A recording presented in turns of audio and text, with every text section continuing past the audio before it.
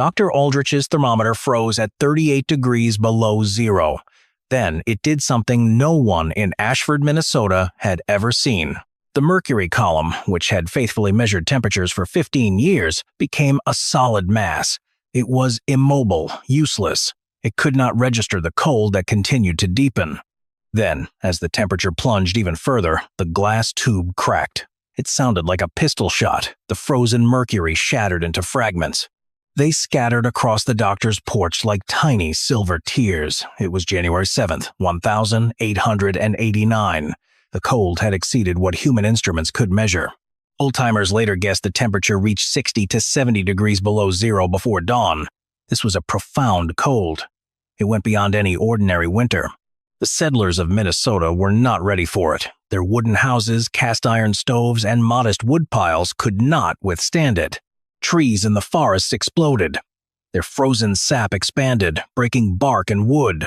Cattle died standing, flash frozen before they could even fall. The air itself seemed to crystallize. Each breath turned into a cloud of ice that fell tingling to the ground. It did not just disappear. Every well in Ashford froze solid by midnight. Every woodpile shrank faster than anyone thought possible. Each family discovered, in the most brutal way imaginable, that their preparations were catastrophically inadequate. The cold was a patient and merciless enemy. It tested everything they thought they knew about survival, and it was winning. 3 miles north of town, on a homestead everyone had mocked for 3 years, Maren Thorvald opened the door of her cabin. The world outside had become hostile to human life. Her triple-walled cabin, however, stood as a quiet defiance. Inside, the air felt warm. 54 degrees Fahrenheit. Cool by summer standards, but so warm compared to the death outside that it felt almost tropical. Her massive stone stove radiated heat. She had fired it at dusk. 12 hours later, its thermal mass still held enough warmth to keep the cabin comfortable. Her root cellar, dug 20 feet deep, held food enough for 2 winters. The woodshed, built like a fortress, was full. It contained more fuel than she could burn in 5 years. Maren had seen this cold coming. She had told the town it was on its way, showed them the signs, begged them to get ready.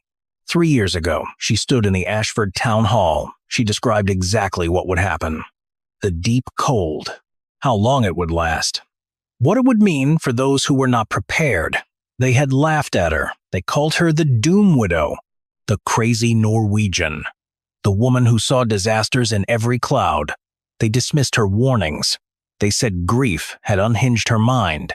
The town made their usual preparations for usual winters. Maren, meanwhile, built something extraordinary. Now, their thermometers lay shattered. Their fires were failing.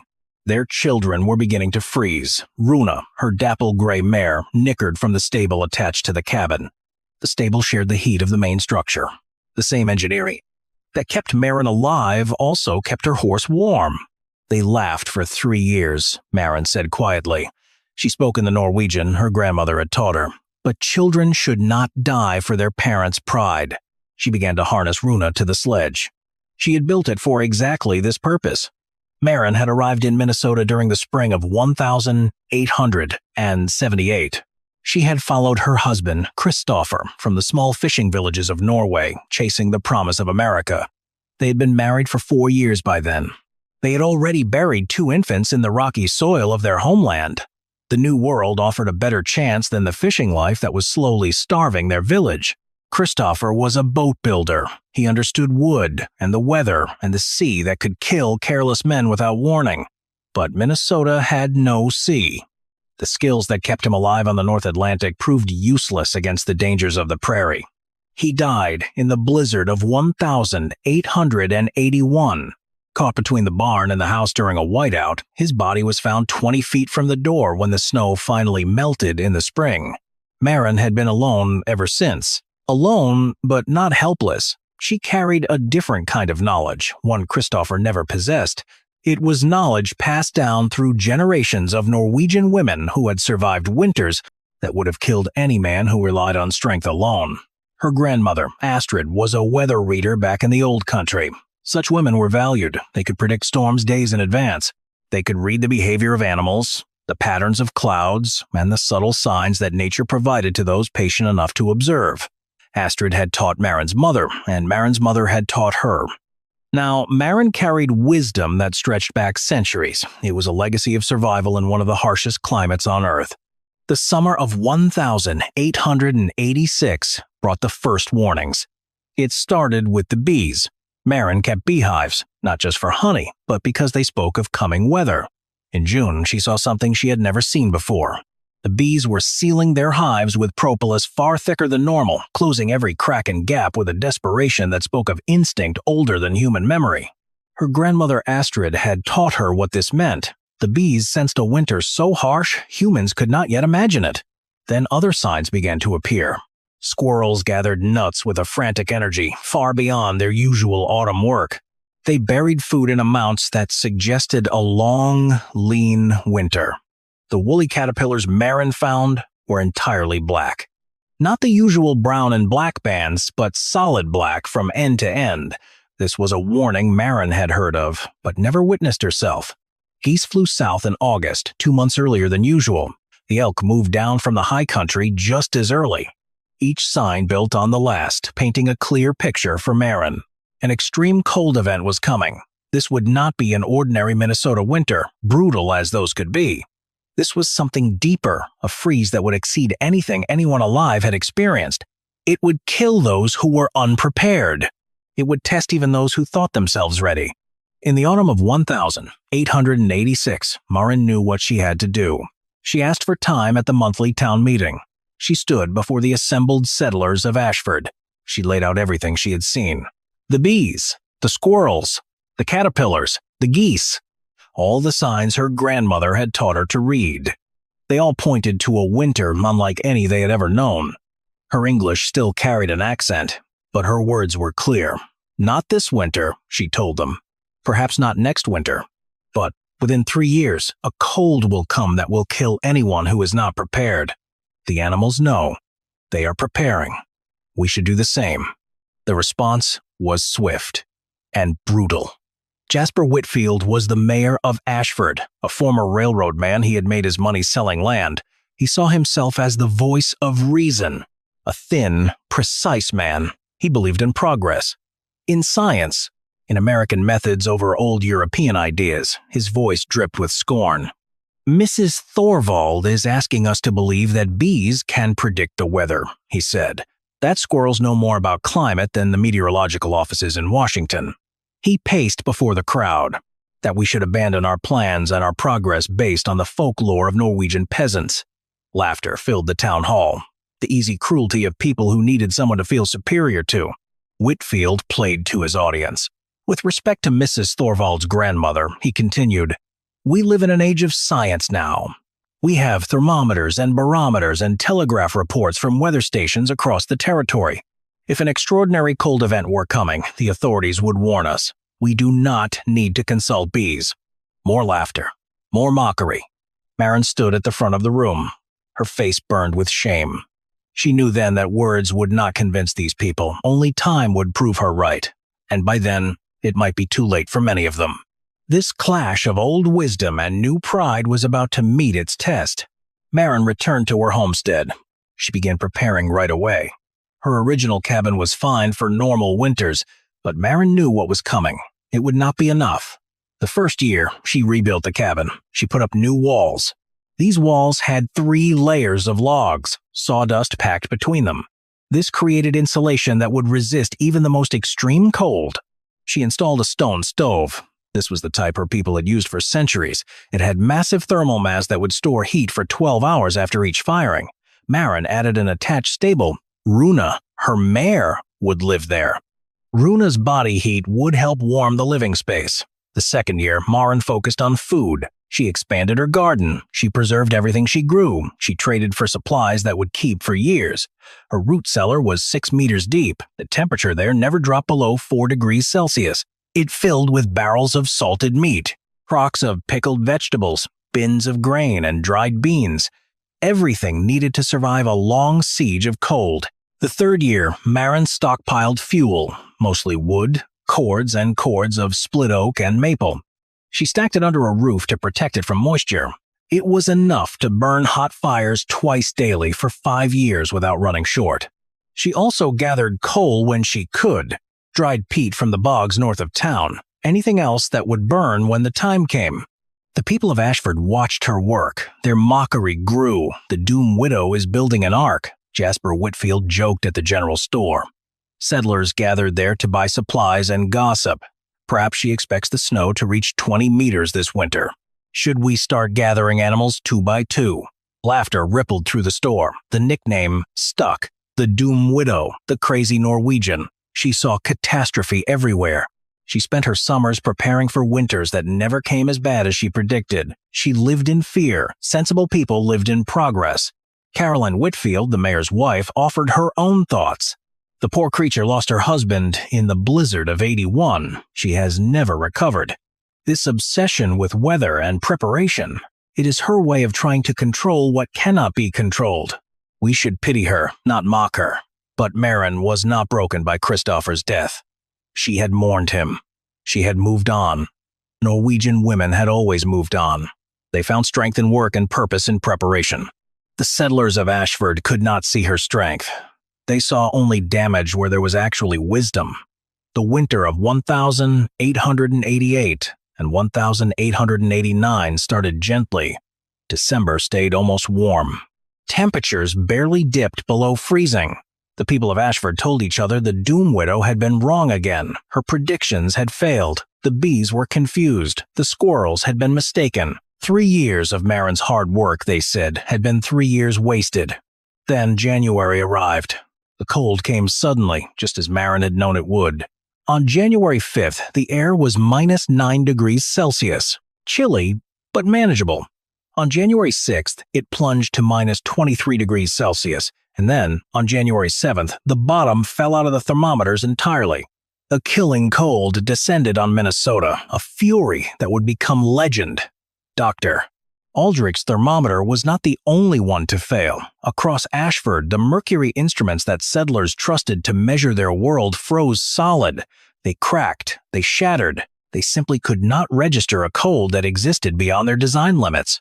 Alcohol thermometers fared a little better, but even they could not give true readings when the temperature dropped past -45 degrees Celsius, then -50. The cold went into regions no instrument in the settlement could measure. The wooden houses started failing right away. Heat bled through walls that had seemed adequate. It escaped through every window and door, every tiny crack in every structure. The cast iron stoves that had served for years now glowed cherry red. Still, they could not warm the rooms they occupied. Families burned their furniture. They burned their books. They ripped up floorboards. Anything that would catch flame.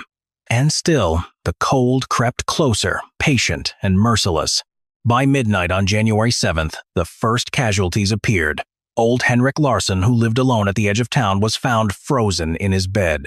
His stove was cold. His woodpile was empty. The Garrett infant, just 6 months old, died despite being wedged between both parents, under every blanket they owned. 2 of the Miller farmhands tried to reach the barn to save their livestock.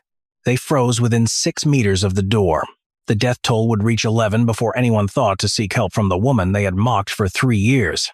It was young Thomas Whitfield, the mayor's 16-year-old son, who finally spoke the forbidden words. "Father," he said, his teeth chattering uncontrollably, even with 3 coats wrapped around him and a fire eating the last of their furniture. "Mrs. Thorvald's cabin. She built it for this. She's been preparing for 3 years. If anyone's still warm..." Jasper Whitfield's face cycled through denial, then anger, then shame. Finally, it settled on the desperation of a man whose family was dying and whose pride could no longer matter. "Go," he said. "Find out if she's alive. If she is, ask if she can help." Thomas began the journey. 5 kilometers through a cold so lethal it should have killed him. Exposed flesh froze in seconds. He navigated by memory and by a desperation that burned hotter than any fire. His breath crystallized into ice, falling from his face like a frozen beard. He collapsed at Maren's door, more dead than alive. His voice was a croaking whisper, barely audible. "My family. The town is freezing. Thermometers broke. Please." Maren pulled him inside without a word. She wrapped him in thick furs and sat him before the massive stone stove, which still radiated the heat of 12 hours past. She gave him warm broth from a pot that always simmered on her cooking surface. She watched the color slowly return to his frost-white face. "Your father sent you," she said. It was not a question. Thomas nodded, his jaw still chattering too much to speak. "The man who called me the doomed widow, the one who said we do not need to consult bees." Thomas nodded again, shame clear in his eyes despite the cold that still gripped him. Marin was silent for a long moment. She looked at the young man whose father had led the mockery for 3 years. She could refuse. She could let them face the consequences of their arrogance. She could sit in her warm cabin and listen to the wind, knowing she had been right all along. But there were children in Ashford, children who had never called her anything. They were shivering in houses that could not protect them. They might die because their parents had been too proud to listen. "How many are left?" she asked. "I do not know. Maybe 40, maybe fewer. Some have already." He could not finish. "Can they travel?" "Some. The strongest, if they knew there was shelter." Marin stood. She began pulling on her coat, the heavy furs her grandmother had taught her to sew. Clothes designed for a cold that would kill anyone dressed for an ordinary winter. "Go back. Tell anyone who can move to head north toward my homestead. Follow the tree line. It will break the wind. Those who cannot move, stay with them. Keep them warm as long as possible. I will come with the sledge for the weak ones." She harnessed Runa, loaded the sledge with furs and hot stones wrapped in blankets, and set out into the killing cold to save the people who had laughed at her for 3 years. The evacuation took 2 days. Marin made 6 trips through conditions that should have been lethal, pulling the elderly, the children, and the sick on her sledge. The able-bodied walked behind, guided by ropes Marin had strung between trees. This kept them from wandering off course in the disorienting, blinding cold. Runa, Marin's dapple gray mare, pulled until she trembled with exhaustion. Then she rested in the attached stable, where the shared heat of the cabin kept her alive. And then she pulled again. 43 people survived in Marin's cabin during the worst of the cold. 43 souls packed into a space designed for one. They shared body heat. They shared Marin's food stores. They shared the warmth that radiated from thick stone walls and a stove that needed only 2 firings each day to maintain a livable temperature. They slept in shifts. They ate from the stores Marin had accumulated over 3 years. They drank water from the deep well, unfrozen because it reached below the frost line. The cold lasted 9 days. 9 days during which Marin's preparations were the only thing standing between 43 people and death. 9 days during which the Doom Widow's predictions proved more accurate than any meteorological office, more reliable than any thermometer, more valuable than any scientific instrument that men of progress had trusted. The cold finally let up. It still sat at a brutal -29 degrees Celsius, but for the survivors, it felt like warmth. They stepped out of Marin's cabin into a world that had completely changed. Ashford Town had suffered terribly. Houses had split open, timbers cracking from the extreme cold. Hundreds of livestock had died. 11 people had died before Marin even started the evacuation. 3 more had perished on the journey to safety. But 43 had lived. These were the people who had laughed at Marin, who had called her bees and caterpillars foolish. They had dismissed her 3 years of preparation. Now they owed their lives to the woman they had called a grief-stricken fool. The community gathered in March. They met in Marin's cabin, the only building large enough and warm enough to hold everyone. They came to face what had happened, to mourn the dead, to acknowledge the living, and to honor the woman who had saved them all. Jasper Whitfield spoke first. He was the mayor who had led the mockery, who had compared Marin to Noah building an ark. He had called her warnings peasant superstition, unworthy of a scientific age. Now he stood before the community he had almost destroyed. His voice was barely a whisper. 3 years ago, he began. Marin Thorvald stood in our town hall. She told us what was coming. She described the signs she had seen. She begged us to prepare. I laughed at her.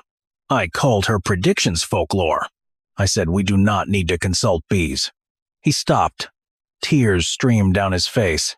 My thermometer shattered because it could not measure the cold she predicted. My house almost killed my family. I built for ordinary winters. She built for the worst that could come. 14 people died in Ashford because I was too proud to listen to a woman who knew more than I did about survival.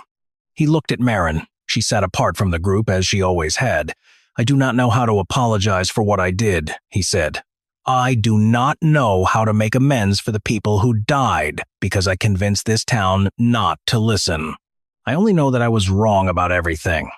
The bees, the predictions, Mrs. Thorvald herself.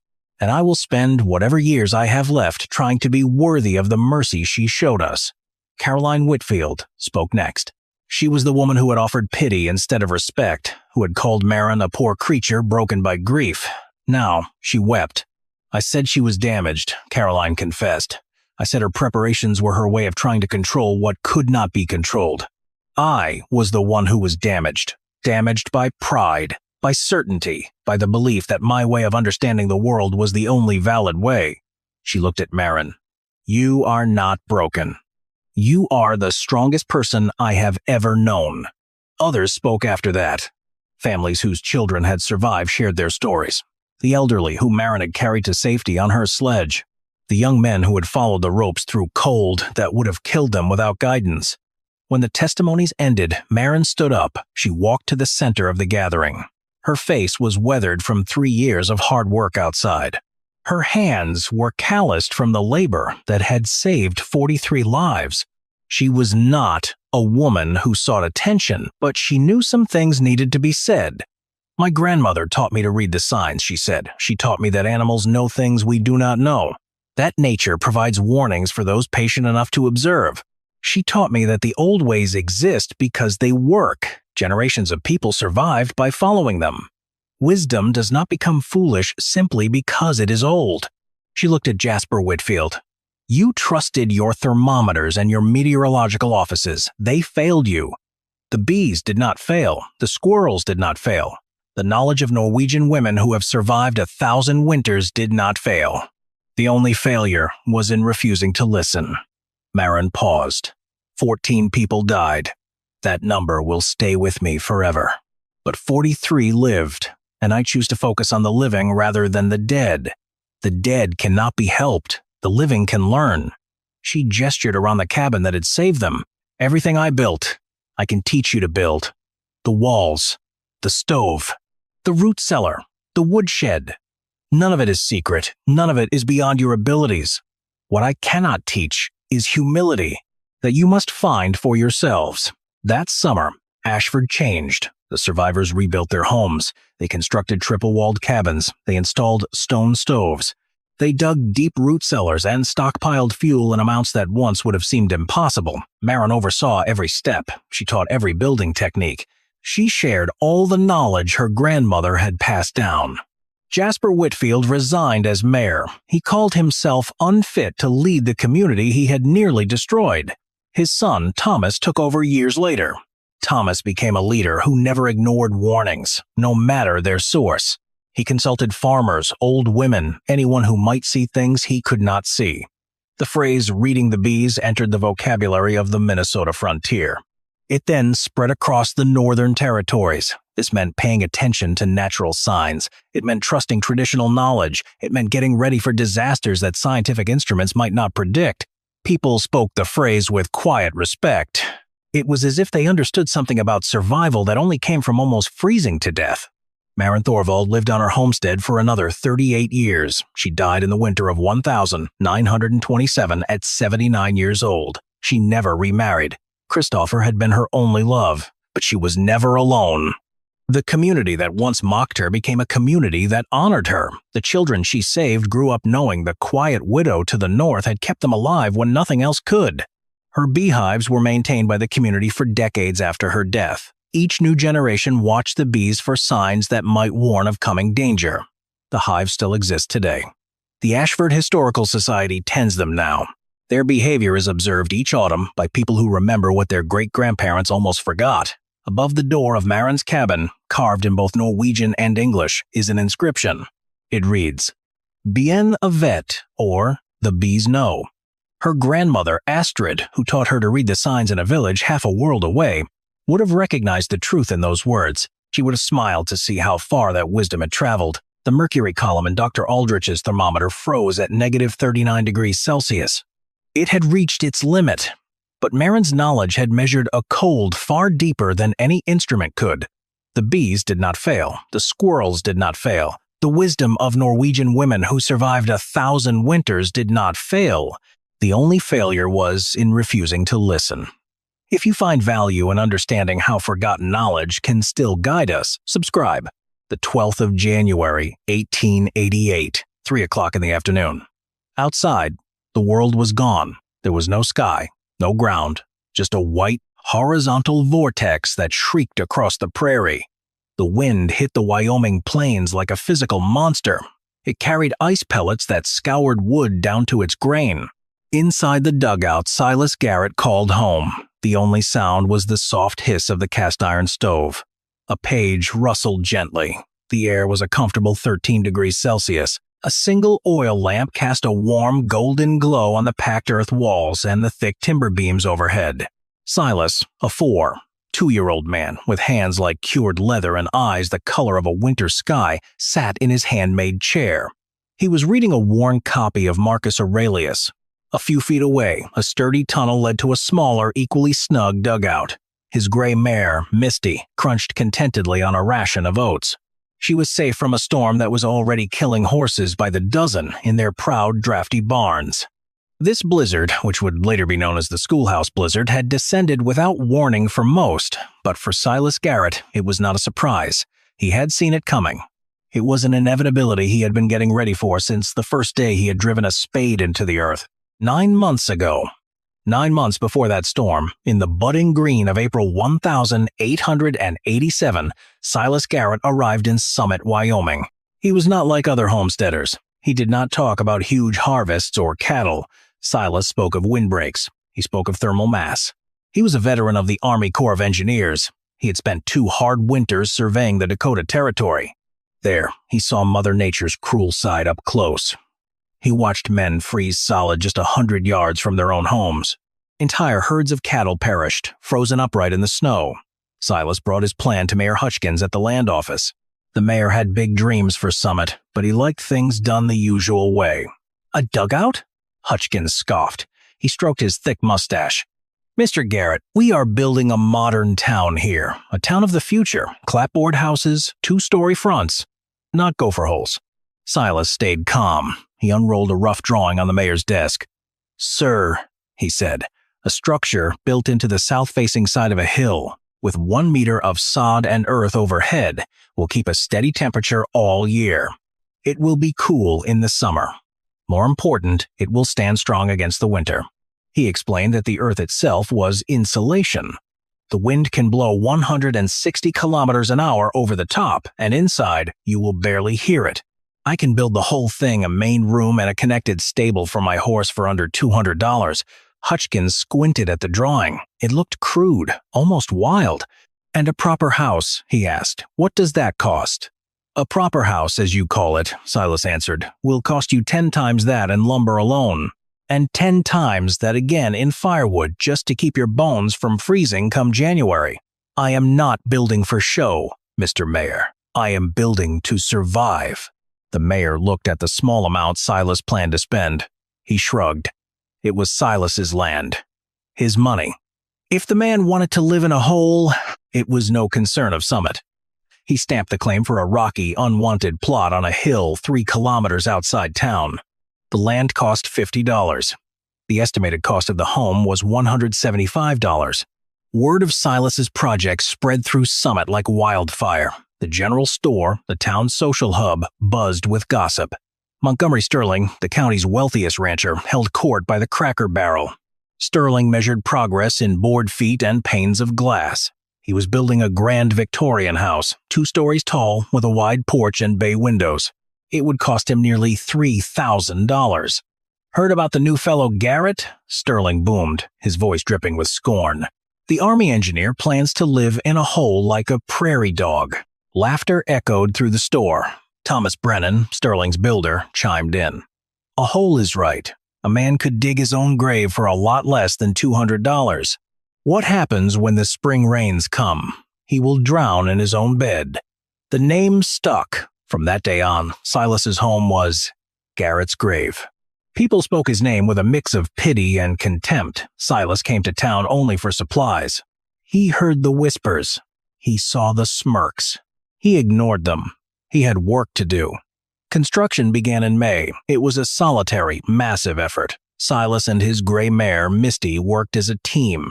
He plowed and cut the thick prairie sod into heavy, brick-like rectangles. Misty, harnessed to a stone-boat, a simple wooden sled dragged the sod bricks and the heavy timbers he had hauled from the nearest wood lot up the hillside. First, he excavated the hillside. He dug back 7.6 meters and carved out a space 9.1 meters wide. He was not just digging a hole, he was engineering a dwelling. The floor was packed clay, hammered until it was hard as stone. Thick cottonwood logs reinforced the walls. The roof was a masterpiece of frontier engineering. Heavy timber beams formed the main structure. He layered them with willow branches. Then came a thick coating of prairie hay for insulation. Finally, he laid the heavy sod bricks grass side down. This created a living, interlocking roof. Its own root system would hold it together. He built a stone hearth and chimney at the back of the structure. Its mass would absorb and radiate heat. He fashioned a single, large window on the south-facing front wall. It was angled to catch the low winter sun. Then he dug a smaller connecting tunnel. He excavated the stable. It was a smaller, cozier version of the main house. The entire project took him 3 months of back-breaking labor. He worked from sunup to sundown. The final cost, including the stove, a single glass window pane, and nails, came to about 145 pounds. The summer sun beat down, but the town's mockery grew hotter. Montgomery Sterling's grand house rose plank by proud plank. It was a monument to his wealth. Each Sunday, people rode out just to watch Silas work. They shook their heads, amused. A betting pool started in the saloon. How long would Garrett's grave actually last? Most people put their money on the first heavy snow collapsing the roof. Soon, a new phrase entered their language. When someone took on a foolishly hard task, ignoring all common sense, people would say they were pulling a Garrett. It meant wasting time on a lost cause. It meant digging your own grave through sheer stubbornness. Even Miss Harriet Thornton, the kind new schoolteacher, got a quiet warning. The mayor's wife, Mrs. Hutchkins, told her to keep her distance from the town eccentric. "He is a strange one," she had said. "Best not to get involved." Silas heard it all. He felt the isolation, a wall built of whispers and laughter, but he had his work, he had his horse, and he had a deep certainty. He had lived through blizzards before. He knew what was coming. It was not a matter of if, but when. By late September, the dugout was finished. The first hints of its real strength were subtle. A heat wave baked the valley in the last days of summer. Sterling's new house felt like an oven. But inside Silas's home, insulated by the cool earth, the temperature stayed a pleasant 18 degrees Celsius. Then the first autumn frost arrived in October. The situation flipped. While others frantically fed their stoves against the encroaching chill, the heavy earth around Silas's home held the day's warmth. A small fire in the evening was enough to keep the space comfortable until morning. The town, though, still did not care. "A cool cellar in the summer proves nothing," Sterling declared. "Wait until real winter comes. We will see who is comfortable then. Me in my parlor with its German stove, or him in his dirt coffin." Silas just went about his business. He stocked his larder. He cut and stacked firewood. He enjoyed the quiet solitude of his unconventional home. He felt no anger, only a quiet, grim patience. The first week of January, 1888 felt strangely mild. A warm wind, a chinook, blew down from the mountains. It melted the little snow on the ground. The frozen earth turned to mud. Everyone in Summit celebrated this thaw. It felt like an early spring. But Silas Garrett felt no comfort at all. He saw the warning signs. The land offered them to anyone who knew how to look. A strange green tint appeared in the western sky at sunset. Prairie birds, usually rare in winter, gathered in large numbers near the creek bed. Then he watched the cattle. They bunched together in the fields, restless and agitated. On the morning of January 11th, Silas made his final preparations. He hauled extra water buckets from his well. He filled a large barrel inside the dugout. He chopped enough kindling to last a week and stacked it by the stove. He moved 4 extra bales of hay into Misty's stable through the connecting tunnel. This meant he would not have to go outside for anything. He checked the seal on his door. He checked the single pane of his window. He made a trip to the general store for coffee and salt. There, he tried to warn old Samuel, the proprietor. "There is a bad one coming, Samuel," he said quietly. This warmth is a liar. I have seen it before." Old Samuel just chuckled. "Silas, you have been saying that since you got here. Enjoy the sunshine. It might be the last we see for a while, but it is not the end of the world." Silas bought his goods and left. He had done what he could. January 12th dawned bright. It felt deceptively pleasant. Children walked to the one-room schoolhouse in light coats. Ranchers rode out to check their herds without heavy gear. Around 11 in the morning, the change began. A dark, boiling wall of cloud appeared on the northwestern horizon. Old-timers called it a blue norther. The wind died. An eerie, absolute silence fell over the prairie. Then the front hit. It was not a storm. It was an atmospheric explosion. The temperature had been a mild 1 degree Celsius. It plummeted. Within an hour, it was below zero. By mid-afternoon, it was negative 29 degrees Celsius. The wind gusted over 97 kilometers per hour. This created a wind chill that was simply unsurvivable. The snow did not fall. It flew horizontally. It was a blinding, scouring blizzard. Visibility dropped to zero. The schoolhouse blizzard had struck. It caught the entire territory by surprise. In Summit, chaos erupted. Montgomery Sterling's grand Victorian home, the pride of the county, became a shattered wreck. North-facing bay windows blasted inward, ripped from their frames by the wind. Snow and ice flooded the parlor, instantly putting out the expensive German stove. Shingles tore from the roof. The whole house groaned, as if some giant hand was pulling it apart. Sterling and his family huddled in the kitchen, stuffing blankets into the broken windows. Their initial pride had turned to raw terror. All over town, the story was the same. The normal houses, built above ground, were just wooden traps. Snow blocked chimneys, filling rooms with choking smoke. Doors froze solid, roofs started to sag under the impossible weight of the drifts piling up. People froze in their own homes. Their firewood, which had seemed like plenty, was suddenly terrifyingly little against the extreme cold.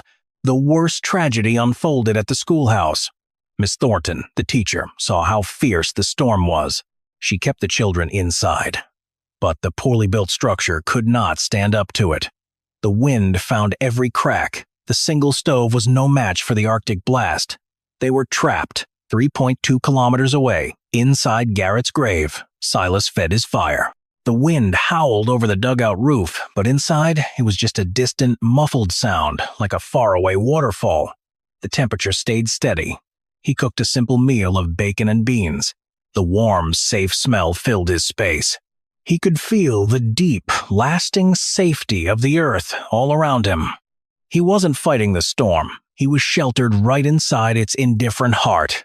Near dusk on the first day, the wind's fury briefly, almost imperceptibly, eased. That's when Silas heard frantic pounding on his thick wooden door. He unbarred it to find a figure caked in ice. It was barely a man. It was Thomas Brennan, the builder.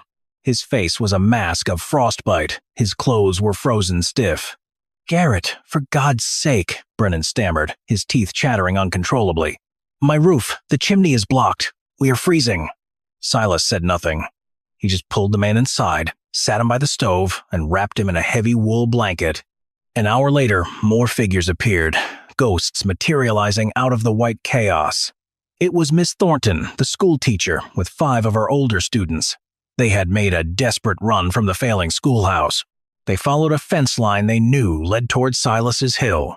The teacher was crying, her face raw from the wind. 2 of the children already showed signs of severe frostbite. Silas took them all in. He tended to their frozen hands and feet, gave them hot coffee, and offered his own bed. He huddled closer to the stove himself. His dugout, once a joke, had become an ark. Over the next 36 hours, more people found their way to Silas's door. They followed the thin, steady line of smoke rising from his chimney. Mayor Hutchkins and his wife arrived. Old Samuel from the general store. 2 entire families whose roofs had simply collapsed. Silas brought them all inside. He didn't say a word of blame. "No, I told you so." Garrett's grave, the place everyone mocked, became a crowded sanctuary. 23 people now filled the single room, 15 adults and 8 children. Silas took charge. His old army training came back. He set up shifts to keep the fire going. He carefully shared out his food and water. The children always ate first. The air was thick with the smell of wet wool and fear. But it was warm. It was safe. They listened as the blizzard roared outside. It was a monster they could hear, but they couldn't feel its bite. In the lamplight, they looked at the quiet man, the man they had laughed at. He was not just some strange loner. He was a prophet. On the morning of the third day, the storm finally broke. The wind died down. A bright, harsh sun rose over a world completely changed. It was beautiful in a terrifying way.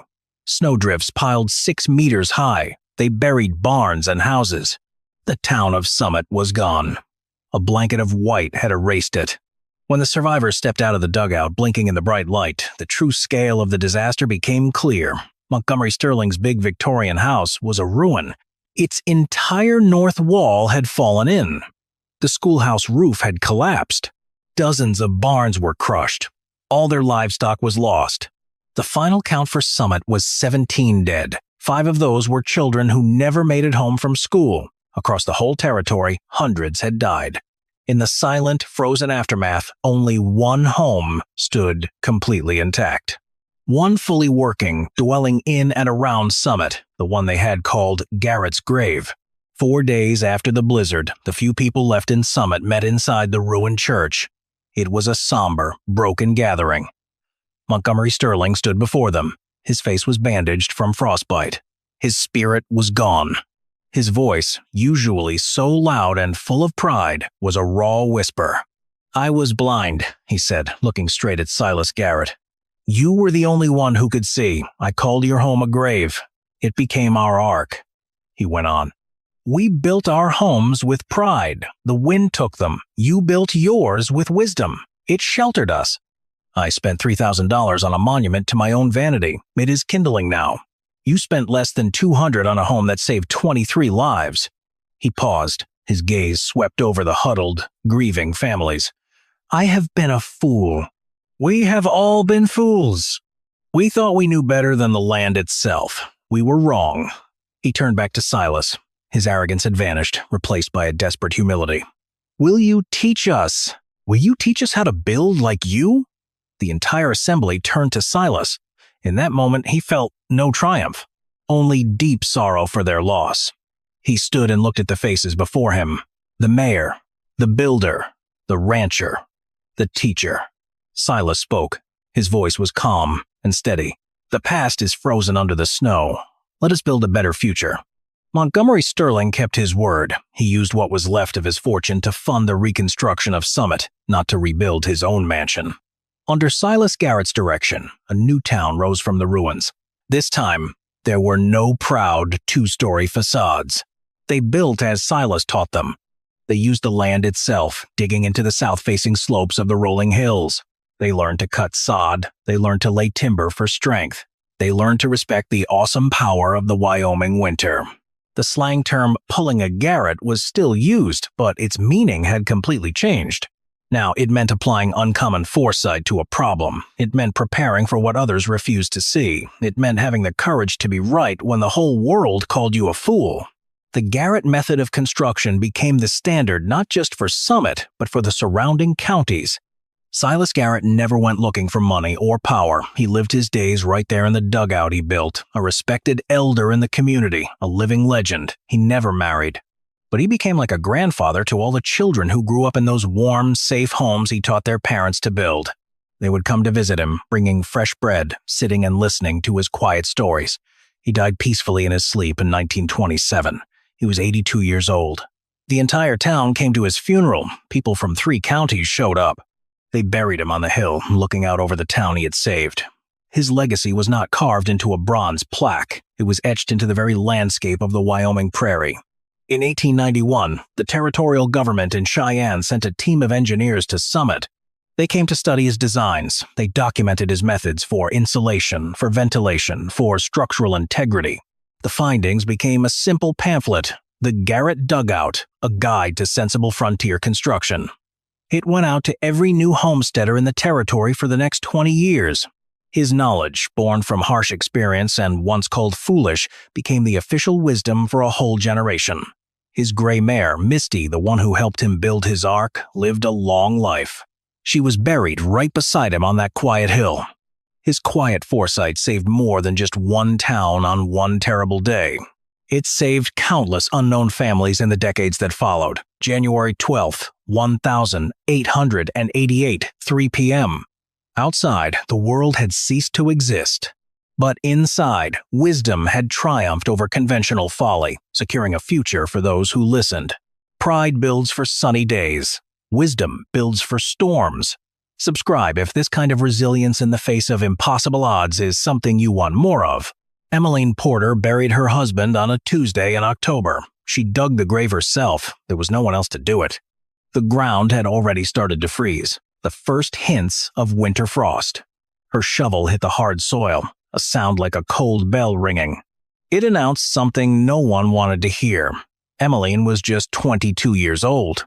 This was her first Kansas winter, and she was completely alone. William had been sick for 9 days before he died. The fever came on fast, the way typhoid always did. By the time Emmeline realized it was more than just being tired from the harvest, it was too late. She nursed him as best she could. She cooled his forehead with wet cloths, trying to get him to drink water he couldn't keep down. He died quietly on the 8th night. She had dozed off in the chair beside their bed. She woke to silence. Emmeline knew he was gone before she even touched him. Neighbors came for the funeral. Not many. The Haskells from town, who ran the general store, the Muller family 5 kilometers east, and old Martha from north of the creek. Martha had buried 2 husbands of her own. She knew what to say when words didn't matter. They stood around the grave. Emmeline read from the Bible William had brought from Pennsylvania. Then they left. They went home. They left Emmeline alone with 16 hectares of prairie. And the start of winter, Mrs. Haskell was the last to leave. She stood by her wagon. She looked at the half-built sod house, the small flock of chickens pecked at the frozen ground. She saw the young woman standing by a fresh grave, dirt still on her hands. "You should come into town," Mrs. Haskell said. "Work at the boarding house until spring. A woman alone won't make it through winter out here." Emmeline shook her head. "I have the claim. I have my chickens." William laid in 6 months of food before he got sick. Mrs. Haskell scoffed. "You have a death sentence. The chickens will stop laying when the cold comes. Then they'll die. You'll have nothing but frozen ground and empty cupboards." She shook her head. Mrs. Haskell enjoyed delivering bad news. "I'll tell Mr. Haskell to watch for your claim to come up for sale. Someone sensible should have it." She drove away. Emmeline stood in the October wind and watched her go. Emmeline went inside, and the first thing she did was count her provisions. Not because she didn't know what she had, but because counting was something she could do. Doing something, anything, felt better than just standing still. 3 days later, old Martha came back. Her cart was pulled by a mule that looked as old as she did. Martha found Emmeline trying to fix the chicken coop. Emmeline was nailing boards over the gaps where the wind came through. "That won't work," Martha said. She climbed down from the cart, moving carefully, like someone whose joints had seen too many winters. The cold doesn't care about boards. It goes through everything. Emmeline looked at her. Mrs. Haskell had said the chickens would stop laying when winter came. Martha confirmed it. Chickens stop laying when they get cold. Their bodies save energy just to stay alive. They don't make eggs. By December, most flocks give 1 egg a week, maybe 2. By January, nothing. This was a major problem. Emmeline had 18 hens. They had been laying well, 8 to 10 eggs every day. She sold the extra eggs in town for about 15 cents a dozen. That money was for spring seed. If the eggs stopped, the money stopped. If the money stopped, she couldn't buy what she needed to survive. She couldn't plant her claim in the spring. "Then what do I do?" Emmeline asked. Martha looked at the chicken coop, then at the ground beneath it. She looked at something Emmeline couldn't see. "In Germany," Martha said, "my grandmother kept her chickens in the root cellar, below the ground, where the frost cannot reach. The earth stays about 10 to 13 degrees Celsius all year, not warm, but not freezing. Warm enough for the hens to keep laying." Emmeline didn't have a root cellar. "Then you dig one." That was Martha's answer. Emmeline didn't have a root cellar, so she would make one. This simple advice set Emmeline on a 3-week journey of back-breaking labor. She worked from dawn until her arms gave out. Then she ate, slept, and woke up to do it all again. She chose a spot on the south side of a small rise. This was important. It meant rainwater would drain away from the hole, not into it. She dug 2.4 meters down, then she expanded the bottom into a chamber. It was roughly 3 meters square. The walls were just dirt, packed hard by the weight of the earth above. She reinforced the soft spots with scrap lumber, but most of it was solid prairie clay, stable, dry. For the floor, she laid a thick layer of straw, 15 centimeters deep. This would insulate the birds from the cold ground. It also gave them something to scratch in. The ceiling was the hardest part. She couldn't buy proper lumber. The sod bricks she used for her house were too heavy for a span this wide, so she built a low wooden frame. It sat just 90 centimeters above the chamber floor. Then she covered it with layers of prairie, grass, and dirt. It blended perfectly with the rise. From above, it looked like nothing at all, just a small hill. A wooden door was set into its side. It faced south. This kept it away from the brutal north winds of winter. She built a small vestibule, an airlock of sorts. This meant opening the outer door wouldn't let all the warm air escape at once. The inner door was a heavy canvas flap, easy for her to push through, but enough to hold the heat inside. Then there was the light. Chickens need light to lay eggs, not warmth, not food, not comfort. Light. Their bodies respond to the length of the day. When days get short, they stop producing eggs. 2.4 meters underground, there was no natural light at all. Emmeline solved this with a simple skylight. She cut a hole in the roof. She covered it with a piece of cracked glass. She found it in an abandoned claim 3.2 kilometers west. The glass was cracked but intact. It let in enough daylight to trick the hens. They would think the days were longer. She angled the hole to catch the southern sun. This maximized the light during the short winter days. The coop was built. But would the chickens adapt?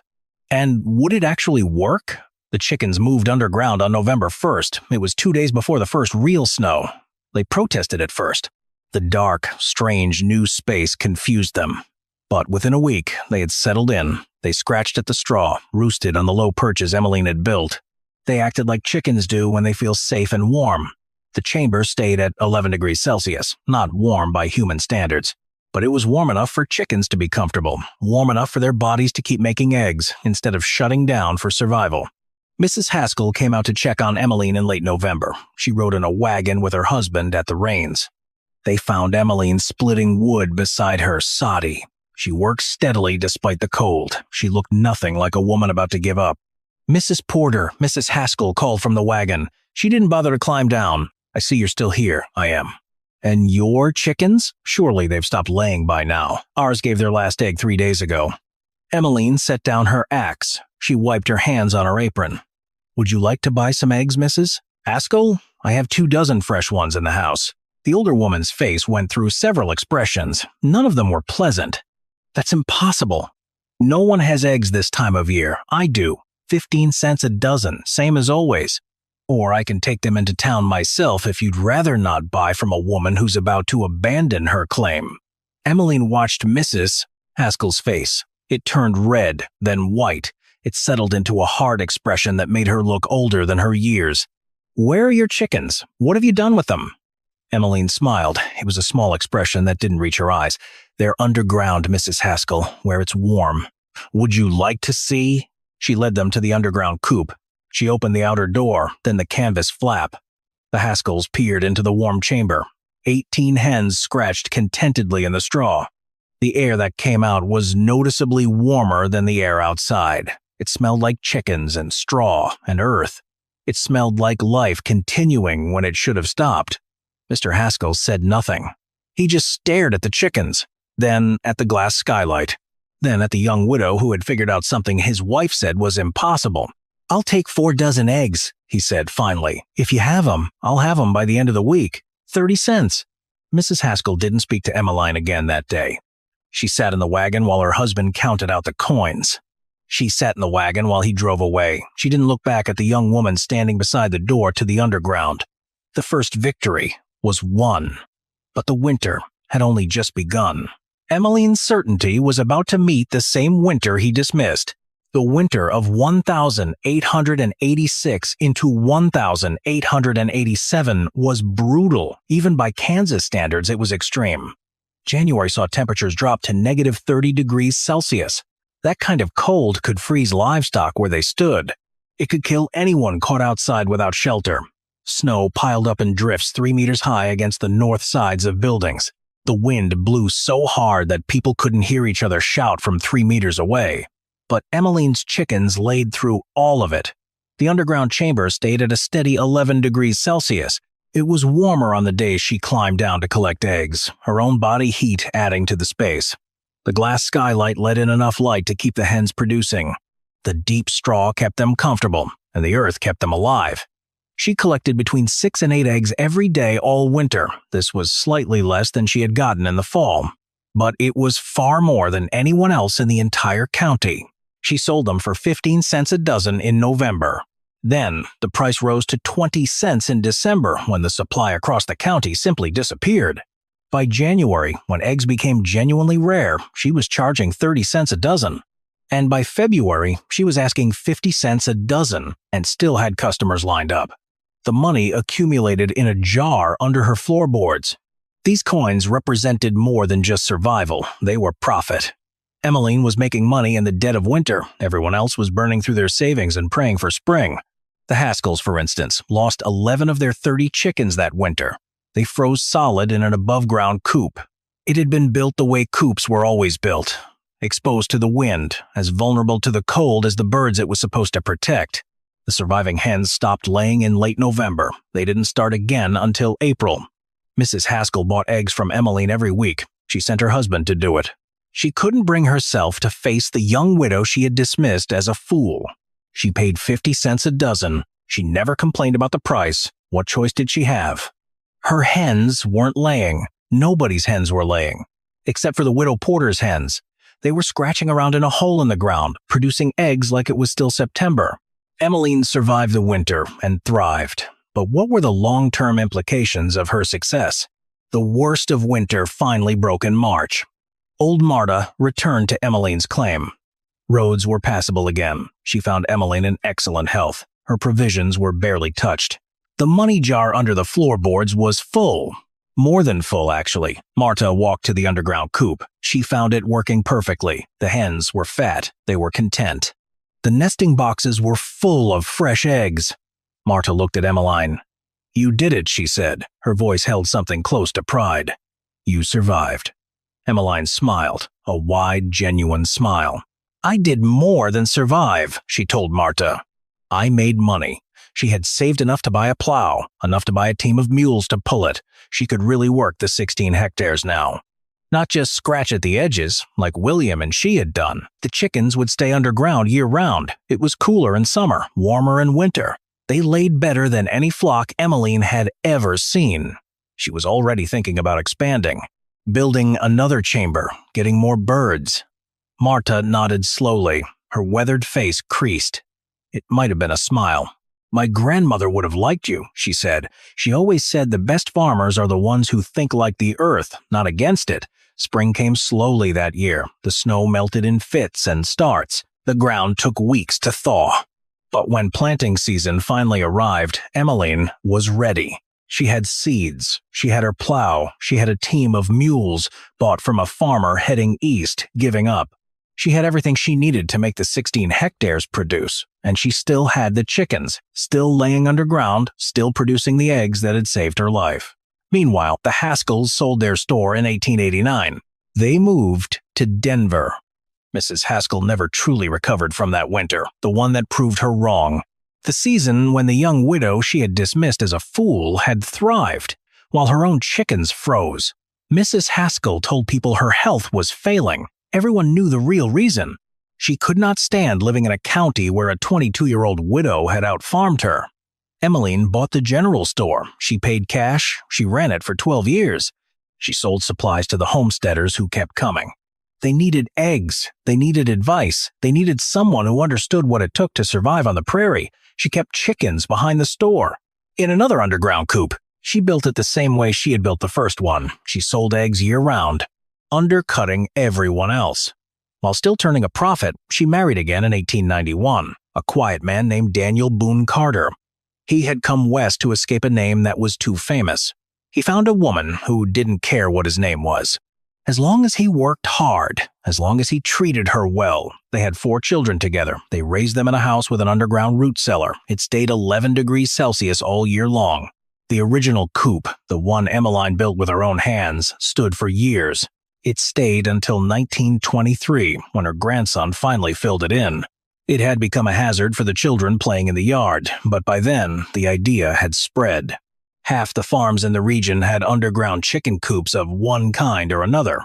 All of them were built by farmers who had heard the story of the widow who kept her hens laying all winter. There is a photograph of Emmeline from 1920. She stands in front of the general store she owned for 3 decades. She is 56 years old in the picture. Her honey brown hair has gone gray.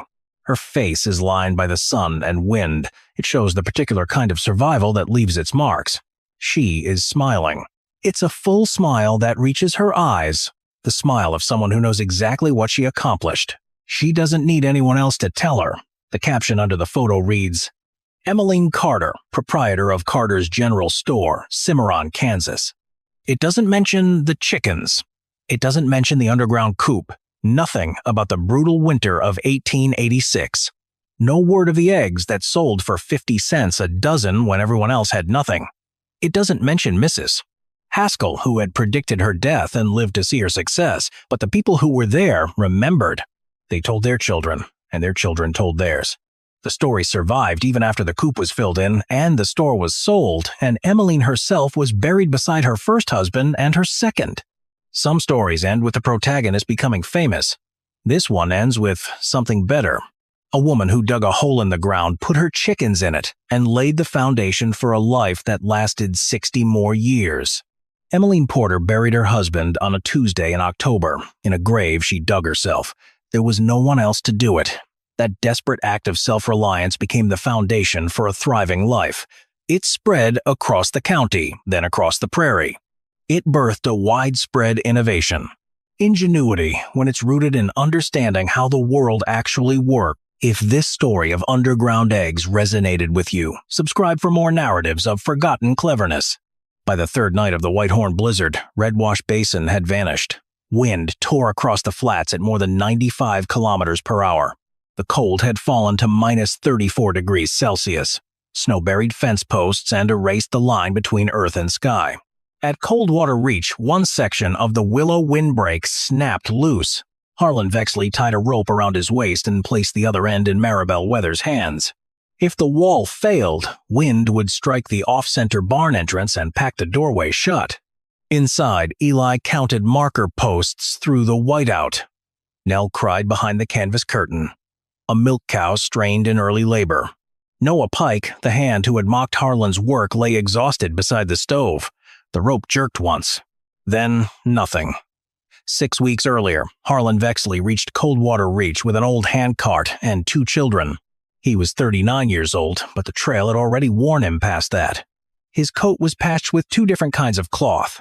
One hand pulled the cart, the other carried 10-month-old Nell against his shoulder.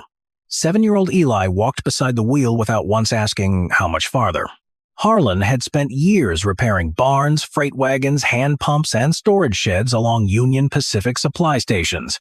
Then his wife Lydia died from childbed fever 6 months ago. He couldn't travel with a repair crew anymore, not while raising 2 children alone. 3 ranches had already turned him away. One offered work but refused the children.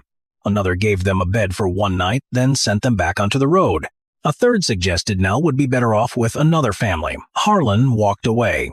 On their last day before reaching the ranch, Nell could only be calmed with thin grain porridge.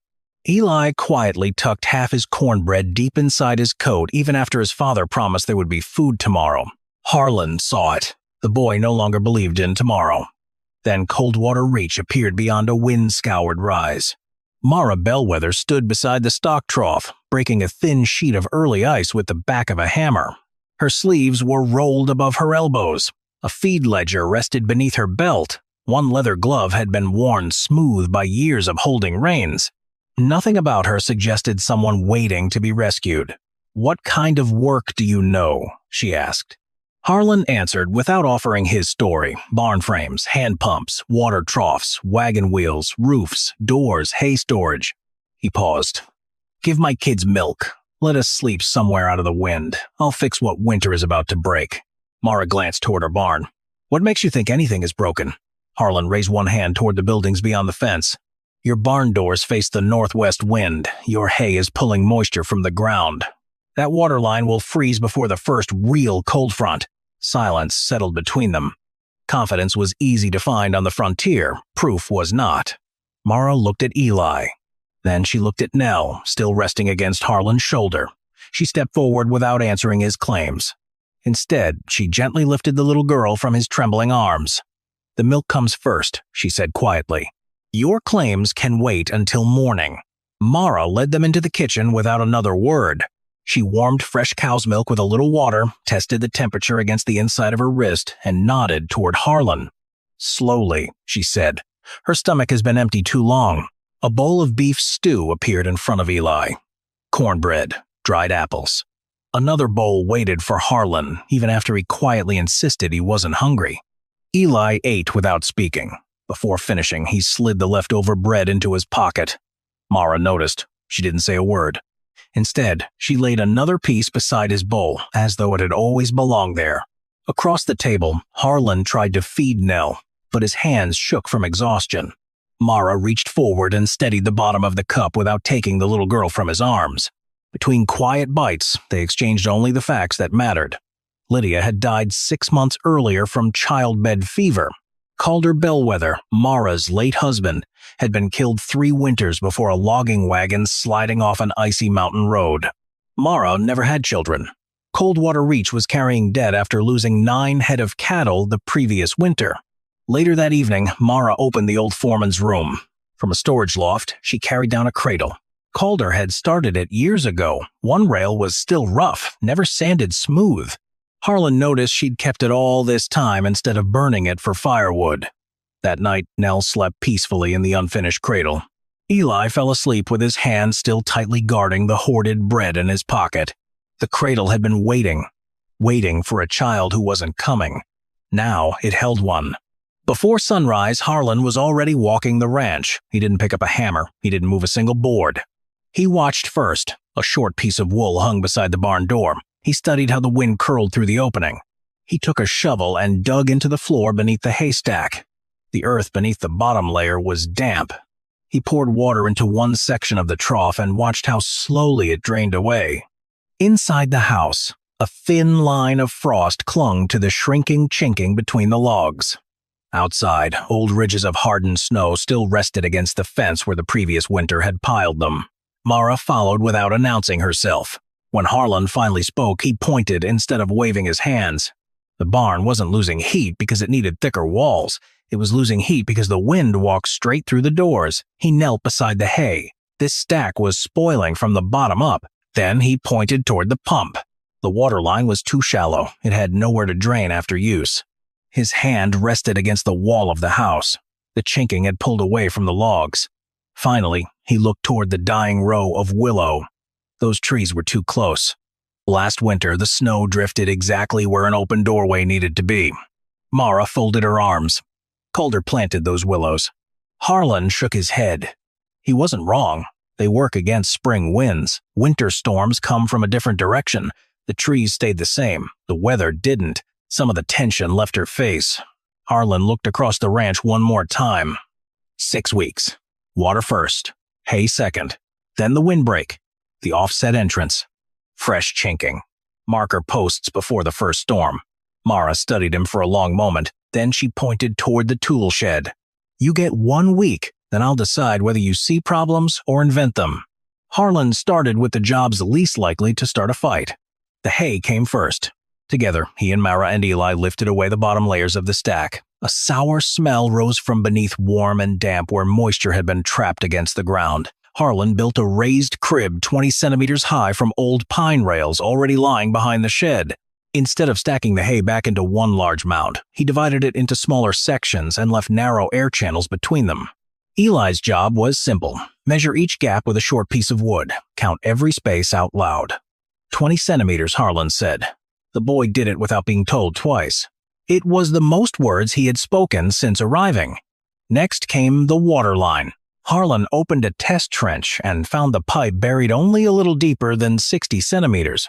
"It should be 1.4 meters here," he said, "and it needs enough fall to empty itself after every use."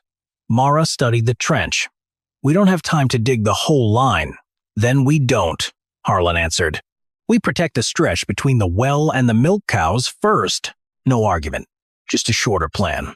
Late that afternoon, Ruth Fenley stopped by, an elderly neighboring ranch widow who quietly watched over families across the basin. She brought fresh goat's milk and quiet news. "Silas Greeley has been asking about Mara's new man." Nobody answered. Ruth set 2 loaves of bread on the table, then noticed the bread Eli had saved peeking out of his pocket. She looked toward Mara. "Should I leave 1 loaf?" Mara shook her head. "Leave 2. That evening, Harlan handed Mara a short list. Every item that could be reused had been marked first. Everything that truly needed buying came last. The smallest, cheapest fixes first. That was the pattern. And Mara had just signaled something beyond the 1-week trial. She didn't have to leave 2 loaves, but she did. By the 3rd day, stakes marked the outline of Harlan's new windbreak across the open ground. It would stand 10 meters northwest of the barn, not in front of it, not against it.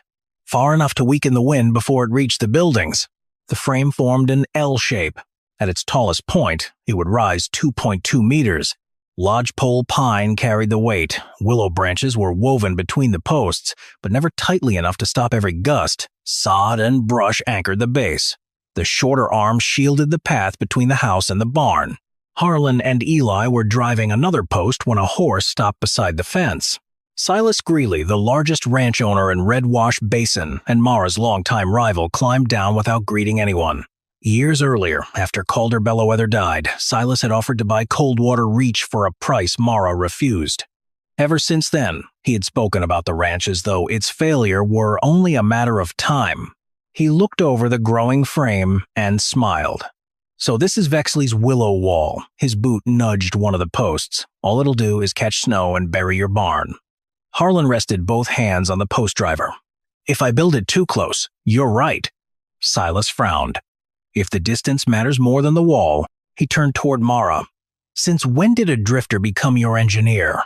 Mara never looked away from the survey stakes. "He is not a drifter," she said calmly.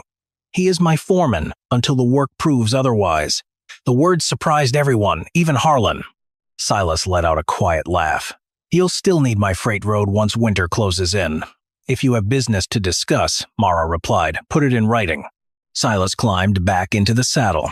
As he gathered the reins, he looked once more at the unfinished wall. "Winter will decide which one of us is wasting time." He rode away without another word. Eli watched until the horse disappeared over the rise. Then he looked up at his father. "What if he's right?" Harlan picked up the next willow pole. "Then we'll change it before the snow does." The first hard squall hit sooner than anyone expected. Harlan had tied narrow strips of cloth to the willow posts before the wind reached the ranch. He wanted to see how the air actually moved, instead of guessing. The answer came within minutes. The center of the windbreak was too tight. The wind climbed over it, rolled downward, and slammed into the ground behind the wall. Thin snow and dry grass began drifting toward the barn entrance. One woven willow panel snapped loose. An old milk cow balked at the temporary passage and nearly tore a hinge from the gate. Harlan never defended the mistake. He cut away nearly 1/5 of the willow from the middle section. Mara studied the moving cloth strips for a moment. "Try weaving the next pieces on a diagonal," she said. "Let the wind spread instead of fighting one flat wall." They worked until sunset. When the next gust came, it passed through the willow, slowed, and lost its force before reaching the barn. Harlan nodded toward the fluttering cloth. A windbreak that stops everything becomes another cliff. The wind only needs to lose its strength. The offset entrance revealed another flaw. The turn was too sharp. The old cow refused the dark corner. Mara measured the passage with her eyes. "We widen it." They moved the gate, opened the angle, and hung a lantern where the shadows had frightened the cattle. As darkness settled over Coldwater Reach, Mara handed Harlan the willow cutters. "Your wall," she said. She looked at the cloth still dancing in the evening wind. "My wind." Then she smiled. "Just enough to be noticed. We fix both." The windbreak worked now, but the real storm hadn't arrived, and a new character was already riding toward the ranch, a county livestock inspector with harder questions than any wind could ask. A week later, a new rider crossed the basin. Edwin March was the county livestock inspector. He didn't come to offer help. He came because he'd heard a woman was rebuilding her barn before winter and that a stranger was doing the work. March never laughed. He asked questions instead. A tighter barn traps moisture, he said. Deep bedding builds ammonia. A hay crib heats from the inside if the air doesn't move. A homemade water line pulls dirt back into the trough. And that canvas curtain is only safe if it stays clear of the stove. Harlan listened, didn't interrupt, didn't defend.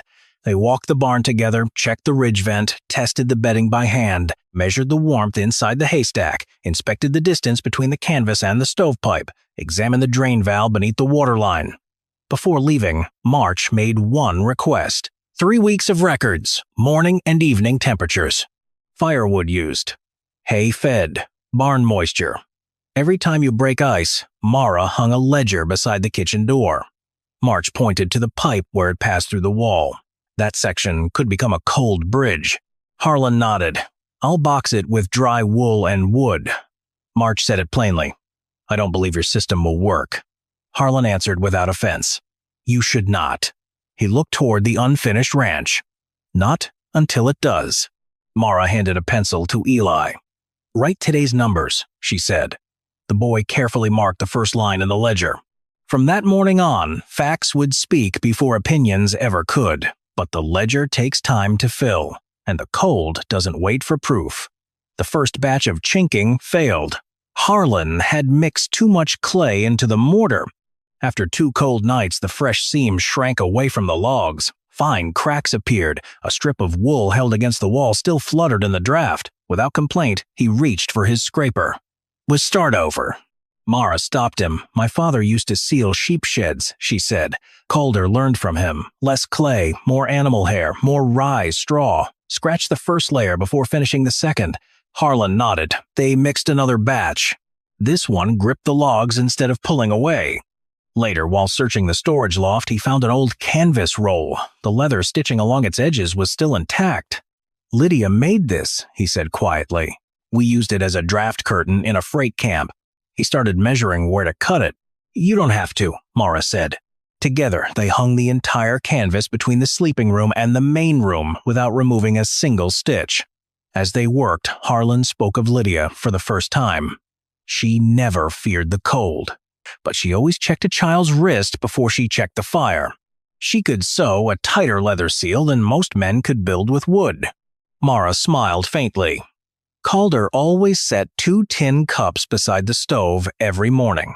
The next morning, 2 cups stood there again. Neither of them mentioned why. That evening, the room held its warmth far longer than before. Harlan rested his hand on Lydia's old leather stitching for a moment, then quietly let it go. The canvas stayed exactly where it belonged, but the past couldn't fix everything. And there was a subtler failure brewing, one that would freeze before anyone saw it coming. The first real cold snap arrived before anyone expected it. By sunrise, the temperature had dropped to 12 degrees above 0 Fahrenheit. It was the first honest test of everything they had built. The old barn had once struggled to stay above 19 degrees, with cold drafts crossing the floor all day long. Now, behind the willow windbreak and the offset entrance, the milk barn held between 30 and 33 degrees whenever the inner doors stayed closed. The house burned only 5 armloads of firewood instead of 7. The bedding stayed dry. The space beneath the raised crib smelled clean instead of sour. Then the water stopped. The buried line remained open, but the metal coupling beside the trough froze solid. Edwin March had been right. The pipe where it crossed into the open air had become a cold bridge. Harlan grabbed an axe and broke the ice away. I missed it. No excuse in his voice. Together, he and Mara lowered the drain valve, built a small wooden box around the coupling, packed it with dry wool waste, wrapped the outside in tarred cloth, and left enough airspace to keep moisture from collecting inside. They worked until nearly midnight. Mara walked out carrying 2 tin cups filled with hot chicory coffee. Harlan accepted one without lifting his eyes. I said I'd fix this ranch. You did. The water still froze. Mara blew across the steam before taking a sip. "You promised to fix it," she said quietly. "You never promised to guess right the first time." The words stayed with him longer than the coffee. The next morning, they filled the trough again. The water flowed. When the cattle finished drinking, the line emptied itself exactly as planned. For the first time, Harlan understood something that had nothing to do with pipes or winter.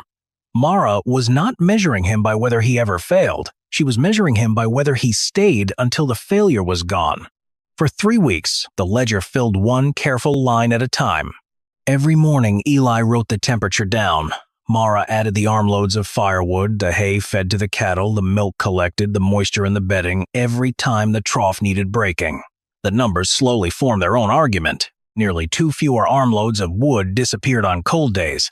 Hay use dropped almost 20%. Milk stayed steady, and since the water line had been repaired, the trough had not frozen once. Edwin March returned. He read every page before closing the ledger. "I wouldn't call it proven," he said, "but it's doing exactly what it should." Later that afternoon, Silas Greeley rode in. "When the snow comes," he said, "my freight road closes unless you sign spring water rights over to my herd." "No," Mara answered. Silas shrugged. "A few cold nights aren't winter." He rode away without looking back. Harlan said nothing. After Silas disappeared, he asked only one question. How many days of hay if his road stays closed? 19 by the old numbers, Mara replied. Longer if the ledger is right. Harlan studied the gray sky. We prepare for 26. Without another word, Mara opened the ledger. She wrote 26 beneath the last entry and drew a single line beneath it. From that moment forward, the ranch would prepare for the winter they hoped would never come. The sky began changing 3 days before the storm arrived. At noon, Juniper turned her back to the northwest wind and refused to graze. The air grew heavy, low clouds stretched across the basin in long gray bands. Just before sunset, the wind died without warning. The birds disappeared. Harlan and Mara stopped talking about improvements. Now they prepared for survival. Marker posts went into the ground every 5.5 meters. The cistern was filled to the top. Hay was moved closer to the barn while keeping the air channels open. Every rope on the willow windbreak was checked again. The milk cows and young calves were moved into the protected section. Extra lanterns were hung inside the offset entrance. A guide rope was tied from the house to the barn. A repair bag waited beside the door. Eli watched the last marker post disappear into the frozen ground. Why do we need both the rope and the posts? Harlan tightened another knot. A rope keeps a man from drifting. Posts tell him whether he's still going somewhere. While searching the shed, Mara found an old stake bearing Calder's hand-cut mark. She carried it to the first position nearest the house. Harlan quietly reinforced the repair bag with a leather strap Lydia had sewn years before. Nothing useful was left behind. That evening, Ruth Fenley stopped on her way south to stay with relatives until the storm passed. She left frothy goat's milk on the table. Her eyes paused on the 2 tin cups beside the stove, but she said nothing. Near dusk, a written warning arrived from Edwin March.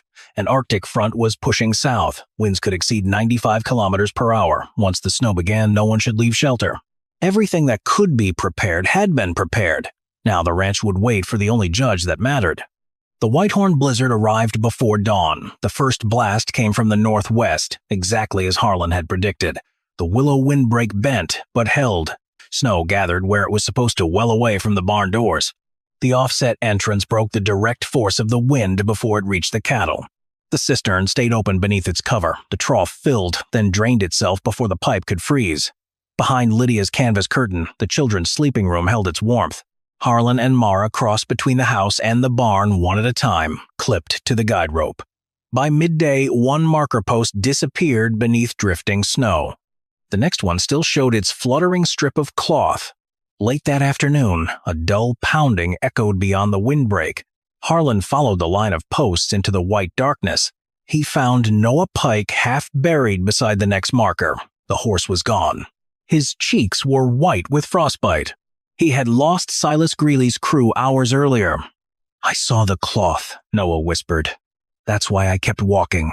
The storm is only halfway through and the hardest test hasn't come yet." Subscribe. The next few minutes will show you whether Harlan's preparations were enough to save a life that wasn't even supposed to be here. The storm tightened its grip overnight. The temperature dropped again. Before sunrise, Maple, the oldest, milk cow, went into labor, weeks too early. Mara took one look and knew. The calf was turned. Dr. Amos Keene served every ranch across Redwash Basin. He could not reach Coldwater Reach. Snow had buried the roads. There would be no help beyond the people already inside the barn. Harlan checked the water line in the windbreak. Mara washed her hands with warm water. Tied Maple's tail aside, found the calf's front legs. Worked slowly with the boiled calving straps, exactly as Amos had shown her once. Eli held the lantern. His hands shook. "Look at her eyes," Mara said softly. He obeyed. Harlan returned just as the final pull was needed. The calf slid onto the dry straw. It did not breathe. Mara cleared its mouth. Harlan rubbed its ribs with clean straw. Without being asked, Eli placed a dry towel into Mara's hand. The warm water came from the protected line. Clean hands. The dry bedding came from the raised crib. The newborn lay on a floor that wasn't frozen. The offset entrance held the wind outside the calving stall. Running water meant clean instruments. The lantern in the widened passage kept the cattle calm. Every small fix made this moment possible. For one long moment, nothing happened. Then the calf drew its first breath. Everyone stopped moving. From the house, Nell began to cry. Still weak from the day before, Noah pulled the unfinished cradle closer to the stove, quietly warmed another bottle of milk. No one stood outside the work anymore. Eli finally let out the breath he had been holding since the calf fell into the straw. The boy who stopped believing in tomorrow had just watched tomorrow arrive. But the storm was not finished. The third day would bring the hardest wind yet. The third day brought the hardest wind. Just after noon, one of the lashings on the north section of the willow windbreak snapped. The woven panel shook violently. If it failed, the wind would pour straight through the offset passage. Snow would bury the barn entrance. Within hours, the cattle could be sealed inside. Harlan reached for the rope. Mara caught the other end without a word. Outside, the storm erased everything beyond the next marker post. Harlan crawled from stake to stake. One post had already snapped. The loose willow lattice slammed into him, knocking him flat into the snow. His repair bag burst open, tools scattered across the drift. Only Lydia's old leather strap kept the bag from blowing away. Inside the barn, Maple bellowed. Nell cried from the house. Mara gripped the rope with both hands. Then she felt 3 sharp tugs. Their signal. Give line. She fed more rope into the storm. Harlan reached the broken section and braced it with a spare willow pole, setting it across the frame instead of rebuilding the wall. It did not need to last forever, only until morning. The rope finally grew still. Mara pulled. A figure crawled out of the white darkness on one arm and one knee. Harlan pushed himself upright. It will hold until morning. Mara looked past him at the storm still raging across the basin. Morning is enough. By the 4th morning, the wind had begun to weaken. Nobody celebrated. They just started counting. Every Maine animal was still alive. The newborn calf carried only a small patch of frostbite on one ear. The bedding was dry. Water still flowed through the trough. The hay crib showed no heat, no spoilage. The barn doors opened without digging through snow. Firewood still sat stacked beside the stove. And Noah Pike stood on his own 2 feet again. Harlan walked the ranch with a notebook. Not relief. One brace had been too light. 2 marker posts needed to be set deeper. The outer cloth strips would need stronger stitching. The wooden cover over the water coupling needed a better roof. Mara watched him write. You've counted every weakness before you've counted what survived. Harlan closed the notebook. The living can wait an hour. A weakness should not be allowed to hide behind success. He looked across the battered windbreak. Later, the clouds opened just enough to reveal a strip of gray sky. Steam drifted from the cattle as they breathed into the cold air. The children have their milk, Mara said quietly. Harlan studied the broken section of the willow wall. The ranch still needs fixing. Neither of them spoke about spring. Neither of them spoke about leaving. That evening, Mara placed Harlan's dry gloves beside the 2 tin cups waiting near the stove. She set them there as naturally as though they had always belonged. When the roads finally opened, people came to Coldwater Reach for answers instead of rumors. Edwin March arrived first. Dr. Amos Keene followed. Then came neighboring ranchers who had spent 4 days digging cattle from snowdrifts. March inspected everything without hurry. He checked the barn temperature, felt the bedding with his bare hand, examined the water system, counted the surviving cattle, measured the remaining hay. and read every page of the ledger from the first 3 weeks before the storm to the last entry written during it. At last, he closed the book. The barn stayed drier. The herd burned less feed than expected. Stable water made the difference. The windbreak stood where the snow wanted to settle, not where the doors needed to open. And every flaw you found early was corrected before the blizzard arrived. Noah spoke next. "I'd be dead if those marker posts hadn't been there." Silas Greeley came last. His ranch had lost cattle. Part of his north barn roof had been torn away. He offered no apology. Instead, he looked toward the willow wall. "How far did you set it from the barn?" 10.5 meters through the middle, Harlan answered. "Then we adjusted for the ground. And you never weave it tight enough to stop the wind completely." Silas nodded once. "Show me." Harlan walked beside him across the snow without another word. Later, after the last hoofbeat faded and the visitors had finally gone, Mara led Harlan into the ranch office. She placed a folded agreement on the desk. It granted him a share of the profits, authority over water systems, structural work, winter preparation. One final line stood apart from the rest. Eli and Nell would always have a home at Coldwater Reach, regardless of what happened between the two adults. Harlan looked up. "Why would you give me part of something that has always belonged to you?" Mara met his eyes without hesitation. "I'm not giving you what was mine." She turned the agreement toward him. "I'm naming what you already carried." That evening, they sat beside the stove while the ranch settled into its first quiet night since the blizzard. The fire burned low. Neither of them hurried to fill the silence. At last, Harlan looked into his cup. "I came here asking for milk. I never meant to owe you a life." Mara rested both hands around her coffee. "You don't owe me one, but there is one here if you mean to share it." Harlan smiled for the first time in months. "I'll stay until the snow is gone."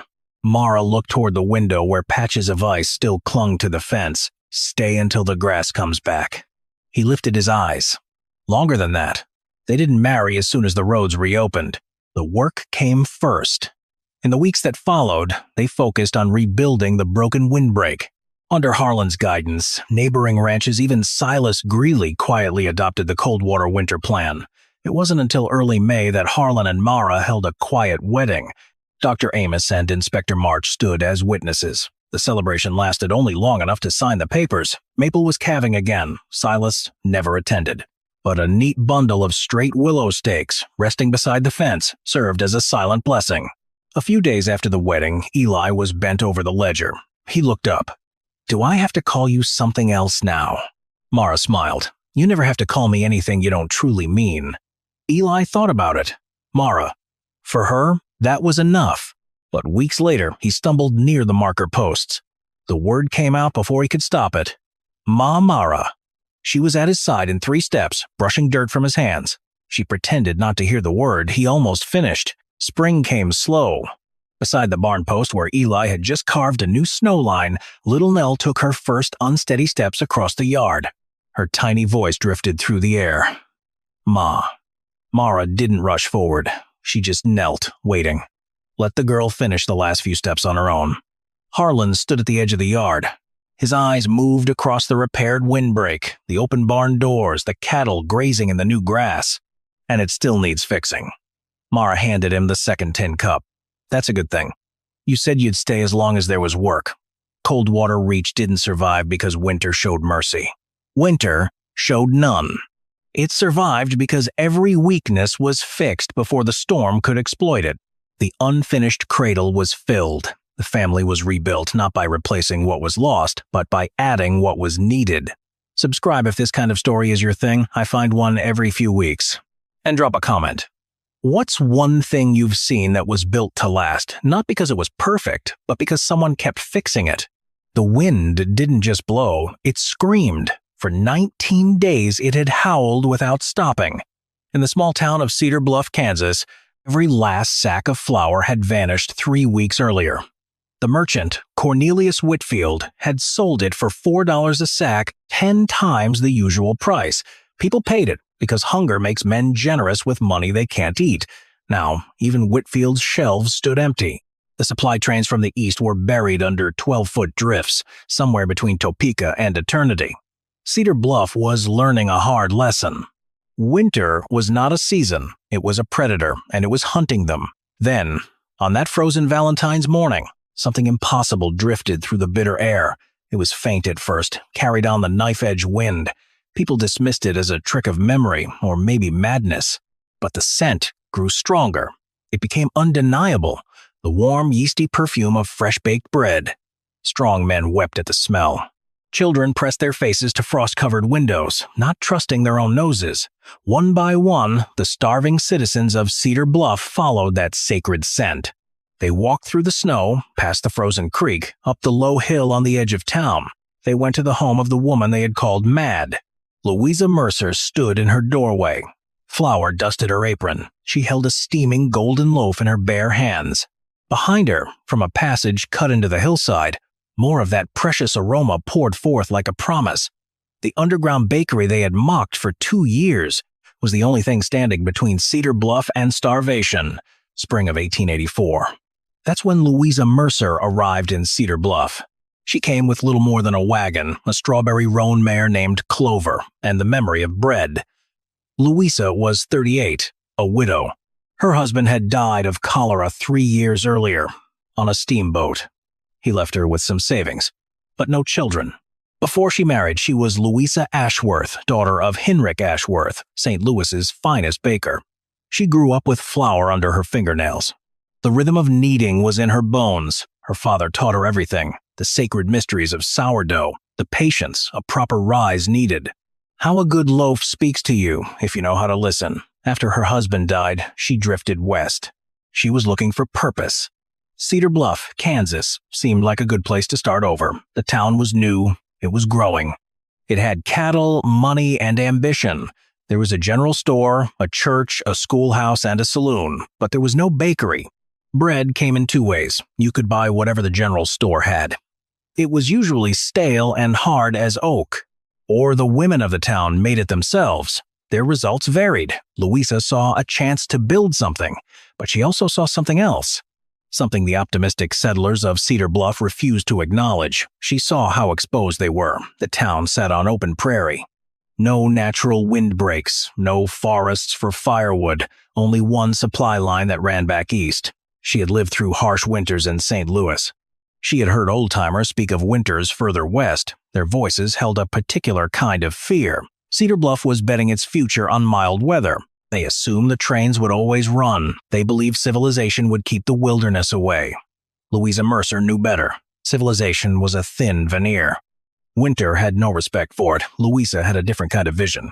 She found a small piece of land at the edge of town on a south-facing hill. Other settlers had ignored it. It was too rocky, too steep, too hard to farm. She paid $12 for it. Cornelius Whitfield, who wanted that land for his own plans, just laughed. $12 for a pile of rocks, he told the men at his store. The widow has more money than sense. Louisa started to dig. Her plan, sketched out in a worn leather journal from her journey west, called for an underground bakehouse. She would cut into that south-facing slope. It would be a vaulted room, large enough for a brick oven, space for flour and grain, and a place to work. The earth itself would provide what the Kansas prairie could not: insulation, stability, and protection from the wind. Her father Henrik had told her stories from the old country. Village bakers in Germany built their ovens right into hillsides. It saved fuel and kept temperatures steady. The earth remembers heat, Henrik had said. An oven built into stone and soil will bake better bread with half the wood. But it wasn't just about baking. It was about keeping things safe. Flour left exposed to the wild temperature swings of a Kansas winter would freeze, then thaw, then freeze again. It would be ruined. Yeast, that living miracle that makes bread rise, would die in the bitter cold. But underground, the temperature stayed steady, about 13 degrees Celsius. Flour would keep dry, yeast would live, bread could still be made, even when the world above had surrendered to ice. Digging was hard for a woman working alone, but Louisa had Clover. The strawberry roan mare was not young, but she was strong. She was patient. Louisa built a simple sled. Together, they pulled rock and soil out of the growing hole. The work caught people's eye. At first, it was just curiosity. Then it became a game. Cornelius Whitfield loved to mock people. He led most things in Cedar Bluff. Whitfield was a big man with a red face and a loud voice. He got rich selling supplies to settlers. He charged them prices just below what they could pay. Whitfield controlled everything that came into town. He liked it that way. A bakery threatened his hold on flour and bread. "Have you seen the widow's hole?" he bellowed at his store one June afternoon. "She means to bake bread underground, like some kind of prairie witch. I expect she'll be cooking up potions next." Laughter filled the store. Soon, people called Louisa's project the Witch's Den. Mayor Abernathy was a thin man. Whitfield's money had helped him get elected. The mayor would just shake his head sadly when someone brought up Louisa. "A shame," he would say. "The woman clearly suffers from some disorder of the mind, baking bread in a cave. Has anyone ever heard of such a thing?" The townswomen were just as mean. Mrs. Whitfield, the merchant's wife, invited every woman in Cedar Bluff to her quilting circle. Everyone except Louisa. "We must be careful," she told her friends. "Madness can be catching." Through it all, Louisa kept digging. By August, the main chamber was ready. It was 3.7 meters deep. It was 5.5 meters wide. At its peak, the ceiling was 3 meters high. She reinforced the walls with stones. She hauled them from a dry creek bed. She fitted them together with mortar. She mixed herself, lime, sand, and water. The ceiling formed a gentle arch. It was not as fancy as her father's ovens back in St. Louis, but it was strong. The brick oven was her masterpiece. She bought the bricks from a kiln in Wichita. She spent almost all her remaining money to have them brought in. The oven was built into the back wall of the chamber. Its huge mass was designed to soak up heat from a small fire. Then it would radiate that heat steadily for hours. A stone chimney, angled just right, sent smoke up through the hillside. It did this without letting cold air pour back down. She installed heavy oak shelves for flour. She built tin-lined bins to keep out moisture and pests. Hidden in a small alcove near the oven, where the heat was most steady, Louisa kept a ceramic pot. Inside was her most prized possession, her father's sourdough starter. This starter had been alive for over 60 years. Henrik Ashworth, her father, had brought it from Bavaria as a young man. He kept it going through a long ocean trip, through hard times and good times, through war and peace. He gave Louisa a piece of it on her wedding day. She had kept it alive through everything since then. It was more than yeast, flour, and water. It was memory. It was family. It was proof that life could persist through anything if properly tended. The whole underground bakery, with the land, materials, and those special bricks, cost her $147. She opened for business in September of 1884. A loaf of bread cost 10 cents. That was half what Whitfield charged for his old, dry bread. Louisa's bread was amazing. It had a crisp, golden crust. Inside, it was soft and tangy. Cedar Bluff had never tasted anything like it. Soon, word spread. Families made their way to the Witch's Den, returning with bread that made their neighbors green with envy. Whitfield hated it. He started telling everyone that Louisa's bread was bad for you. He claimed baking underground was dirty. He said no good Christian would eat something from a hole in the ground. He even pushed the mayor to inspect her place, hoping to find a reason to shut her down. But the inspection found nothing wrong. Louisa's underground bakery was cleaner than most kitchens in town. The temperature inside stayed cool and steady. There were no flies, no rats, no mold. Mayor Abernathy looked hard for a reason to close her, but he found none. Still, the town kept its distance. They bought her bread, but they didn't accept her. Louisa sold her loaves, looked after her starter, and kept to herself. She had no friends in Cedar Bluff, except for Clover. But she had her work, and she had her own quiet certainty. The first winter, from 1884 to 1885, passed without much trouble. Trains kept running, supplies came in, and Cedar Bluff felt lucky. Louisa watched the mild weather, but she said nothing. She just kept getting ready. She bought extra grain directly from farmers right after harvest. This went into her underground bins. She also piled up firewood cut and stacked in a shed built against the hill. Louisa wasn't preparing for the winter they were having. She was getting ready for the one that would follow. The summer of 1885 was hot and dry. The wheat harvest was poor, so prices went up. Whitfield, always looking for an advantage, bought what grain he could find and raised his prices even higher. Louisa, who had bought her supplies cheaply the previous autumn, kept her bread at 10 cents a loaf. Whitfield's dislike for her turned into a real hatred. That autumn brought signs that worried Louisa. Geese flew south early in huge honking flocks that seemed to darken the sky. She found woolly caterpillars that were solid black.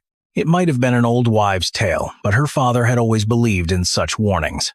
Farmer Hoskins, who lived 5 kilometers north and had been on the prairie for 30 years, told anyone who would listen that a killing winter was coming. Nobody listened. They called him a pessimist.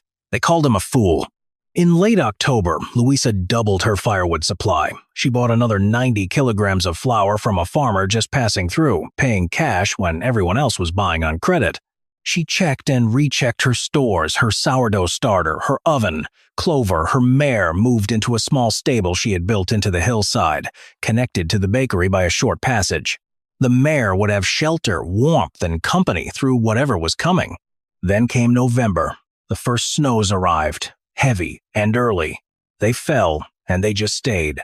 December was a brutal month. Temperatures plunged to negative 29 degrees Celsius, and they held there. The wind howled constantly, piling snow into drifts. These buried fences, they swallowed outbuildings. The supply trains, already running only now and then, stopped completely.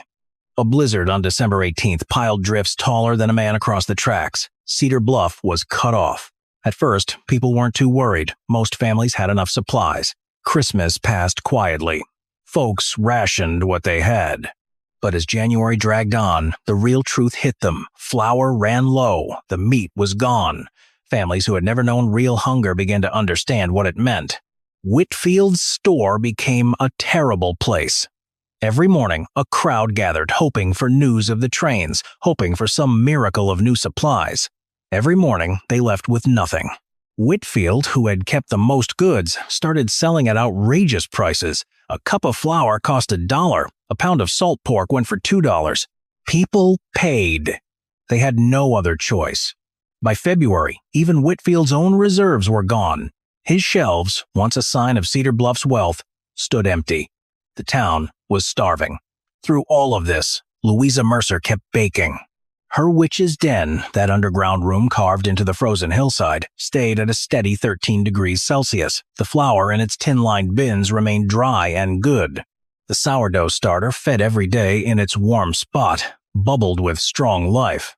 The brick oven, fueled by the firewood Louisa had carefully stored, gave off a steady, even heat. Every morning before dawn, she would go down into her bakehouse. She would start the fire. Then she began the ancient ritual. Mix the sponge, let it rise, knead the dough, shape the loaves, let them proof, slide them into the oven, wait, listen, and finally take them out at the perfect moment. Their crusts crackled, their insides were soft and steaming. For weeks, she had been quietly taking bread to those she knew were suffering most. There was Widow Patterson, whose husband had died in November, the Hoskins family, whose children looked thin and pale. The elderly Mullers, who had no one to help them. She asked for nothing in return. She simply left the loaves at their doors, wrapped in clean cloth, warm against the killing cold. The town is starving and hopeless. But the source of the impossible scent and Louisa's ultimate choice are about to be revealed. Subscribe to see what happens next. On February 14th, the wind finally shifted. For the first time in weeks, the air grew calm enough to carry a scent. It was the smell of baking bread. It drifted across Cedar Bluff like a visitation. A ragged procession began to gather. Whitfield himself led the way. He hung back, neared the little house, his pride fighting his hunger. Mayor Abernathy was there too, wrapped in a coat that had grown too large for his shrunken frame. Mrs. Whitfield, the woman who had organized the quilting circle that excluded Louisa, clutched her shawl. She would not meet anyone's eyes. Louisa stood in her doorway. Flour dusted her apron. A fresh loaf, still steaming, rested in her hands. Behind her, the passage to the underground bakery glowed with warmth and light. She looked at the people who had mocked her. They had shunned her. They had called her mad. She saw their hollow cheeks. She saw their desperate eyes. And she saw something else. She saw the neighbors she had hoped they might become. "Come in," she said simply. "There's bread enough." They filed in, one by one. They descended into the chamber they had called the witch's den. Inside, they found no darkness, no dread. Instead, there was warmth, there was order, and there was the sacred smell of fresh bread. Loaves lined the shelves. The oven glowed with steady heat. Clover, the mare, nickered softly from her stable nearby. Whitfield was the last to enter. He stood before Louisa. He was a man broken in more ways than one. His fortune, his pride, his certainty, all of it had crumbled. He opened his mouth to speak, but no words came. Louisa handed him a loaf. "Eat, Mr. Whitfield," she said. "Bread is meant to be shared." He took it with trembling hands. For a long moment, he simply held it. He felt its warmth. He smelled its life. Then, quietly, he spoke. "I mocked you," he said. "I tried to ruin you. I called you mad and worse. And yet you—" He could not finish. "I baked bread," Louisa said. "That is all. That is what I know how to do. The rest, the cruelty, the unkindness that belongs to yesterday. Today, we eat. Tomorrow we begin again." The bread of that long winter became a legend in Cedar Bluff. Louisa baked every day, offering loaves to anyone who came to her door. She never asked for payment. Many still insisted, leaving promissory notes, a piece of jewelry, or a promise of labor in the spring. When the thaw finally arrived in late March, the first supply train chugged into the makeshift station. Cedar Bluff had lost only 3 people to the brutal winter. All of them were elderly, already sick before the snows began. It was a miracle. Neighboring towns had not been so lucky. Whole families had died. Entire communities vanished from the map. Cedar Bluff survived because a woman they called a witch baked bread in a hole in the ground. The town faced a reckoning in April. Mayor Abernathy called a meeting. He stood before the assembly, a changed man. His voice was steady, but humble. "We owe this town's survival to one person," he said. "A woman we shunned, a woman we mocked, a woman who, when we had nothing, gave us everything." He turned to Louisa, sitting quietly in the back. "Mrs. Mercer, I speak for all of us when I say we were wrong, profoundly, shamefully wrong, and we are grateful beyond any words I possess." Then Whitfield rose. The bluster was gone from him. In its place was something quieter, something that might have been wisdom. "I have been a proud man," he said, "a greedy man. I charged my neighbors $4 for flour that cost me 20 cents. I hoarded when I should have shared. When the worst came, I had nothing to offer but empty shelves." He looked at Louisa. "You built something I could never understand. Not just a bakery, but a gift. A gift to people who had given you nothing but scorn." He paused. "I would like to learn, if you would teach me, if you would teach us all." Louisa stood. The room fell silent. "My father used to say that bread is the oldest kindness," she said. "Flour and water and time, transformed by heat into something that sustains life. It asks nothing of the one who eats it. It simply nourishes." She looked around the room at the faces of her neighbors. Faces that had once turned away from her now looked at her with something like hope. "I will teach anyone who wishes to learn," she said. "Not because you have earned it, but because bread is meant to be shared, and so is knowledge." That summer, 3 more underground bakeries appeared in the hills around Cedar Bluff. Louisa oversaw each one. She taught the women, and some of the men, the secrets of sourdough. To each new bakery, she gave a piece of her father's starter. It was a living connection to the old country, to old ways. It was the wisdom that had kept her going. Soon, a new phrase entered the local talk. Digging a Mercer. It meant building something others didn't understand. It meant getting ready for trouble no one else wanted to see. People said it with respect, even reverence. Cornelius Whitfield closed his general store in 1887. He had lost too much in money and in spirit to keep it open. But he found a new path. He became Louisa's apprentice. At 52, he started learning the baker's craft. He never truly mastered it, but he found peace in the work, in the simple rhythm of flour, water, and fire. Louisa Mercer lived to be 81 years old. She died quietly in the spring of 1927. She never married again. But she was never alone. The children of Cedar Bluff knew her as Grandmother Bread. Her funeral was the largest the town had ever seen. Her underground bakery still stands today. It's now a historical site. Visitors go down into that cool, dim room. They try to imagine it, the smell of fresh bread rising up through the frozen earth, a small miracle in a world of ice. On the wall, someone carved a simple message long ago. It reads, "Bread is the oldest kindness." The wind had howled for 19 days that winter, but Louisa's quiet foresight answered it. Her warmth and her bread turned a predator into a provider. True resilience, true community salvation, often comes from those dismissed as mad. Their preparation for unseen hardships proves to be the ultimate wisdom. If stories like these resonate with you, subscribe for more and drop a comment. What old technique do you think we've forgotten that still has a use nobody's seen yet? The iron stoves in Ironwood, Dakota Territory glowed cherry red, but the rooms they were supposed to heat stayed brutally cold. This wasn't just another January cold snap. It was the kind of deep freeze that turned stacked wood into ash faster than anyone thought possible. The Lindgren family, who owned Ironwood's biggest store, burned a week's worth of wood in just 2 days. The Hendersons had 4 small children. They were already breaking up furniture to keep their fire going. Even Reverend Hoskins emptied the church woodshed, then started burning the pews, sure that God would understand. Everyone was freezing. Everyone was running out of fuel.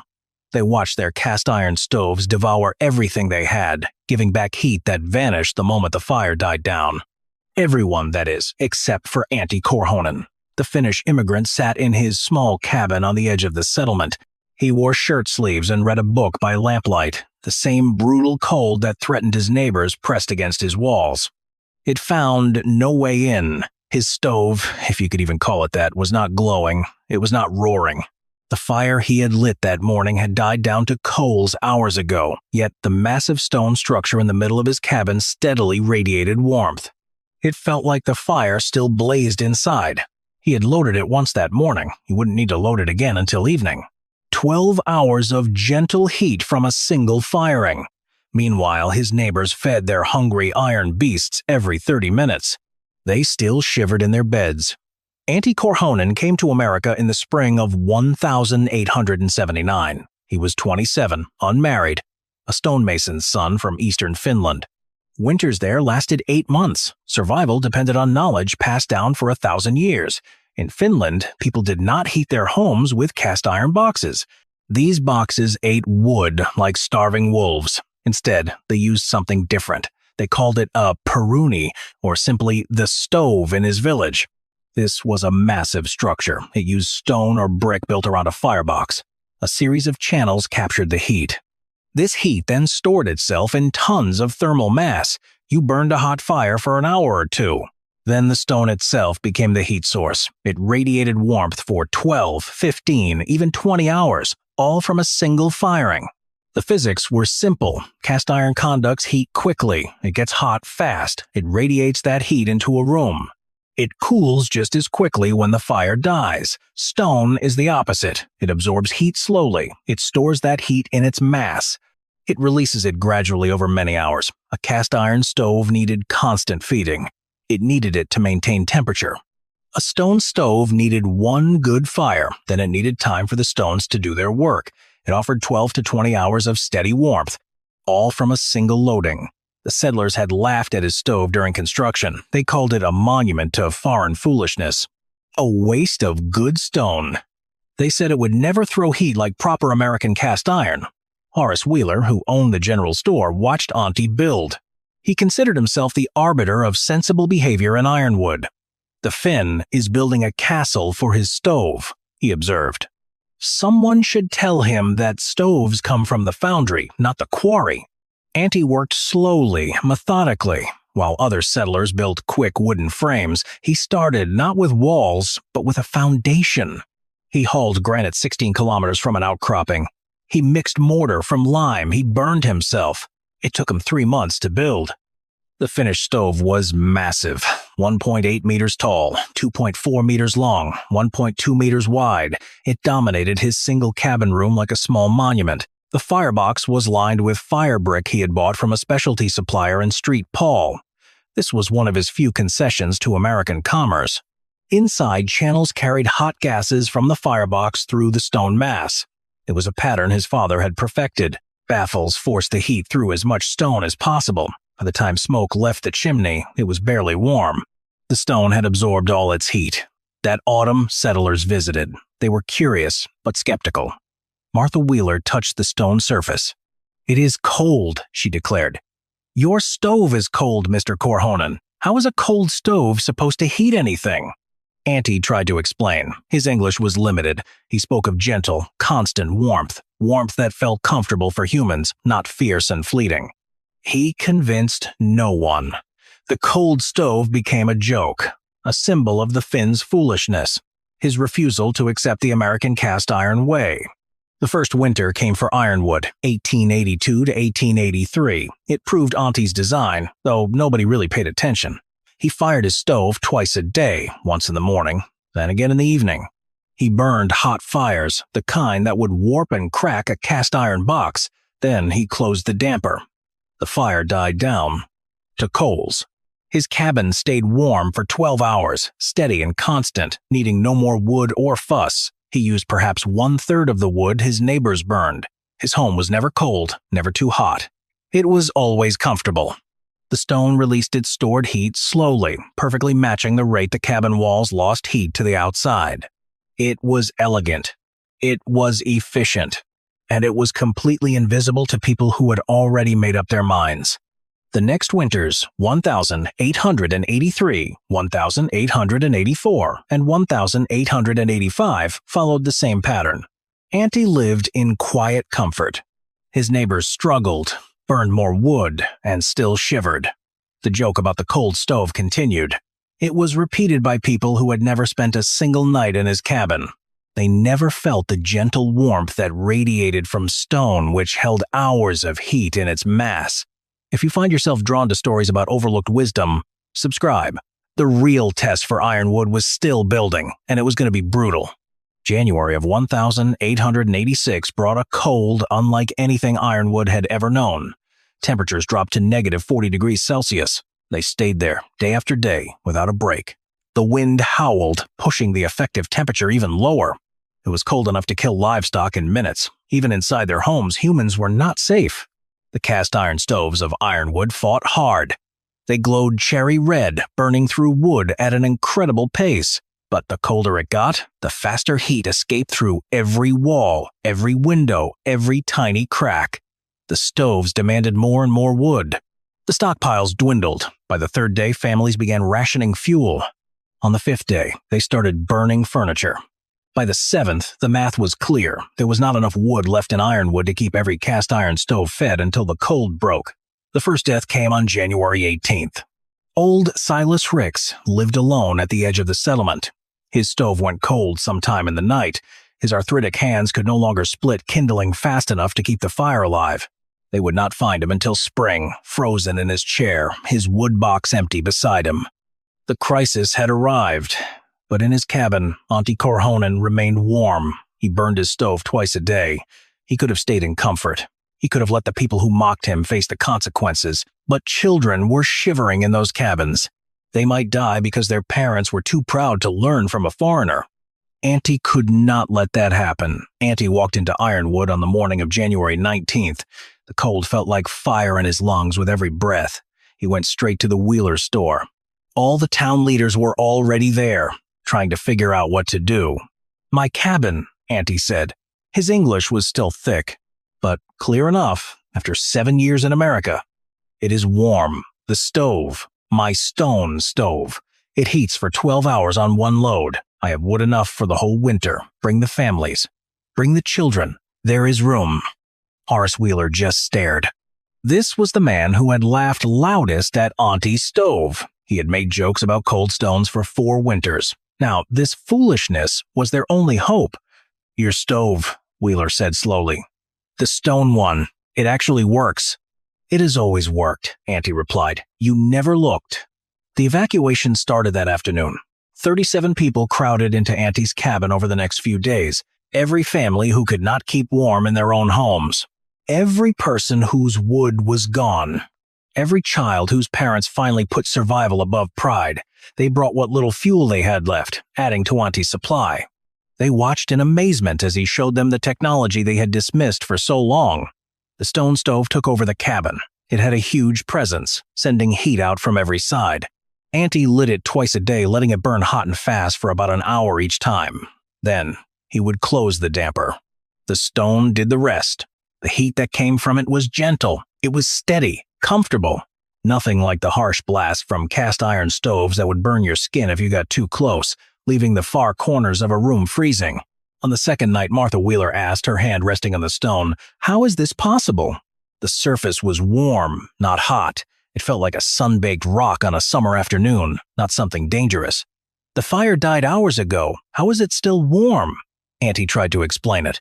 His English was still a bit rough, but clear enough. "Stone remembers heat," he said. "Iron forgets. Iron gives heat fast, loses fast. Stone holds. Stone gives slow, all night, all day." He gestured at the massive structure.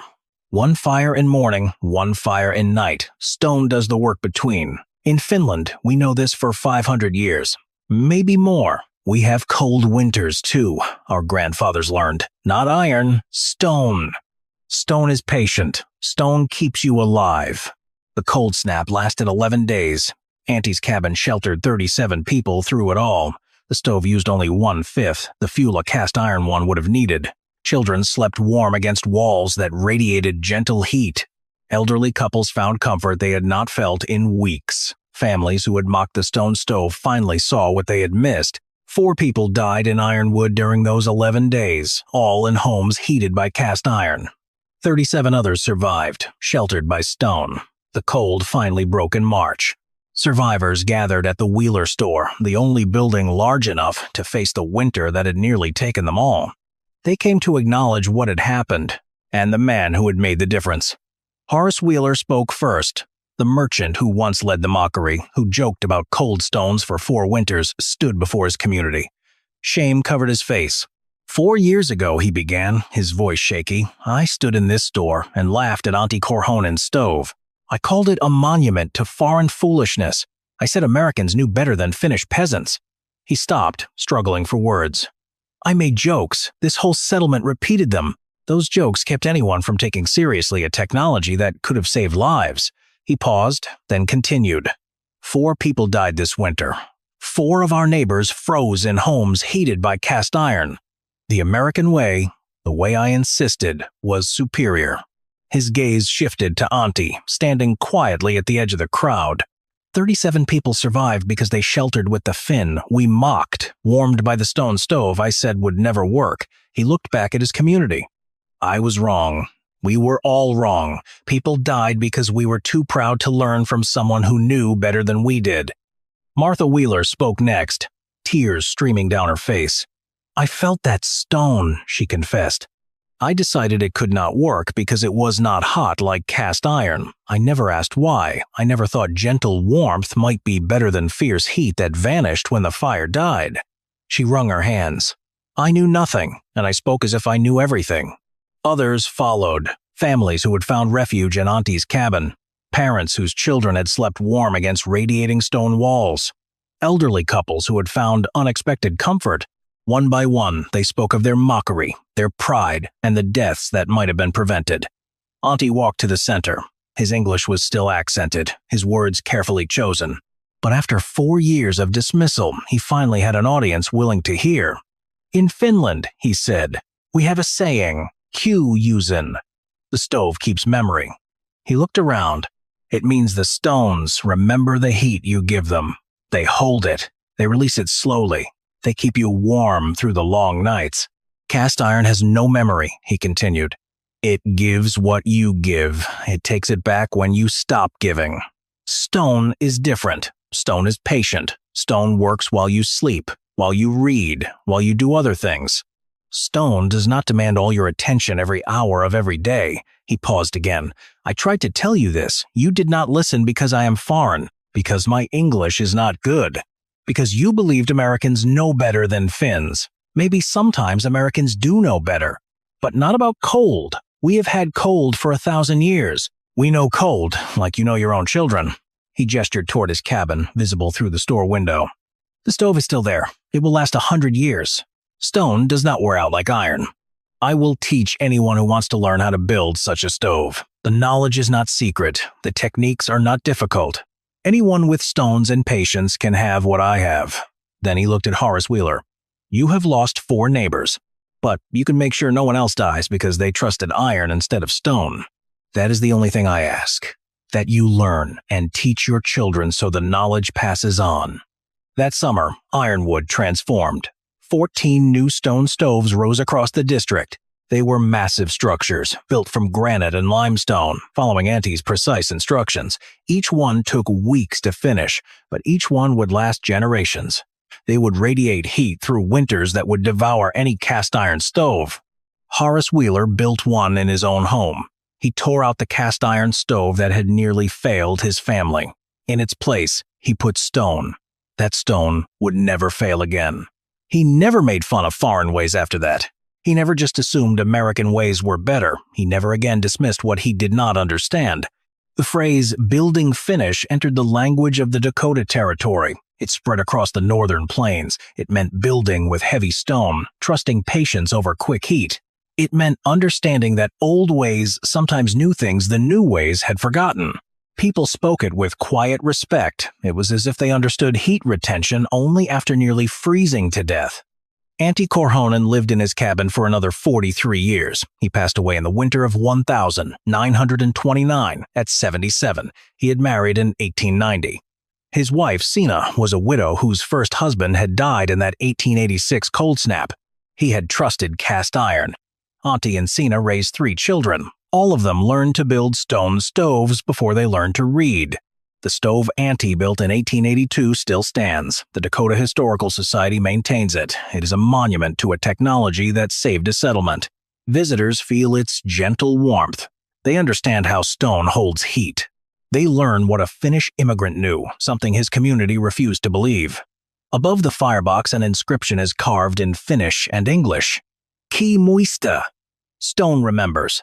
The cast iron stoves of Ironwood, Dakota Territory once devoured wood at a rate that would exhaust every stockpile before February.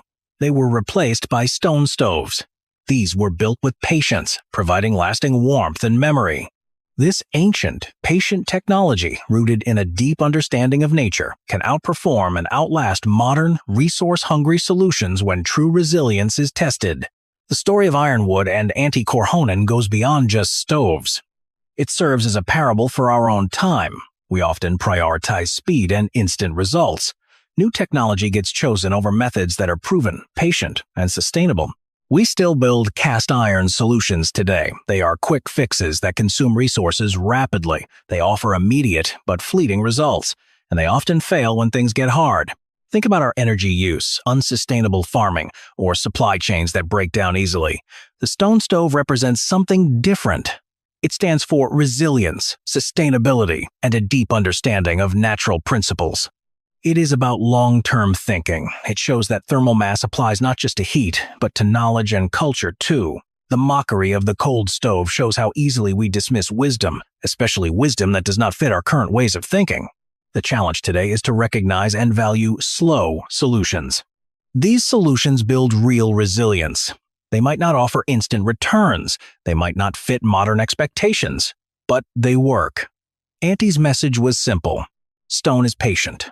Stone works while you sleep, while you read, while you do other things. Stone does not demand all your attention every hour of every day. This applies to many areas. It works for building communities, caring for the environment, education, and even our personal well-being. It means investing in foundations that provide steady, lasting benefits.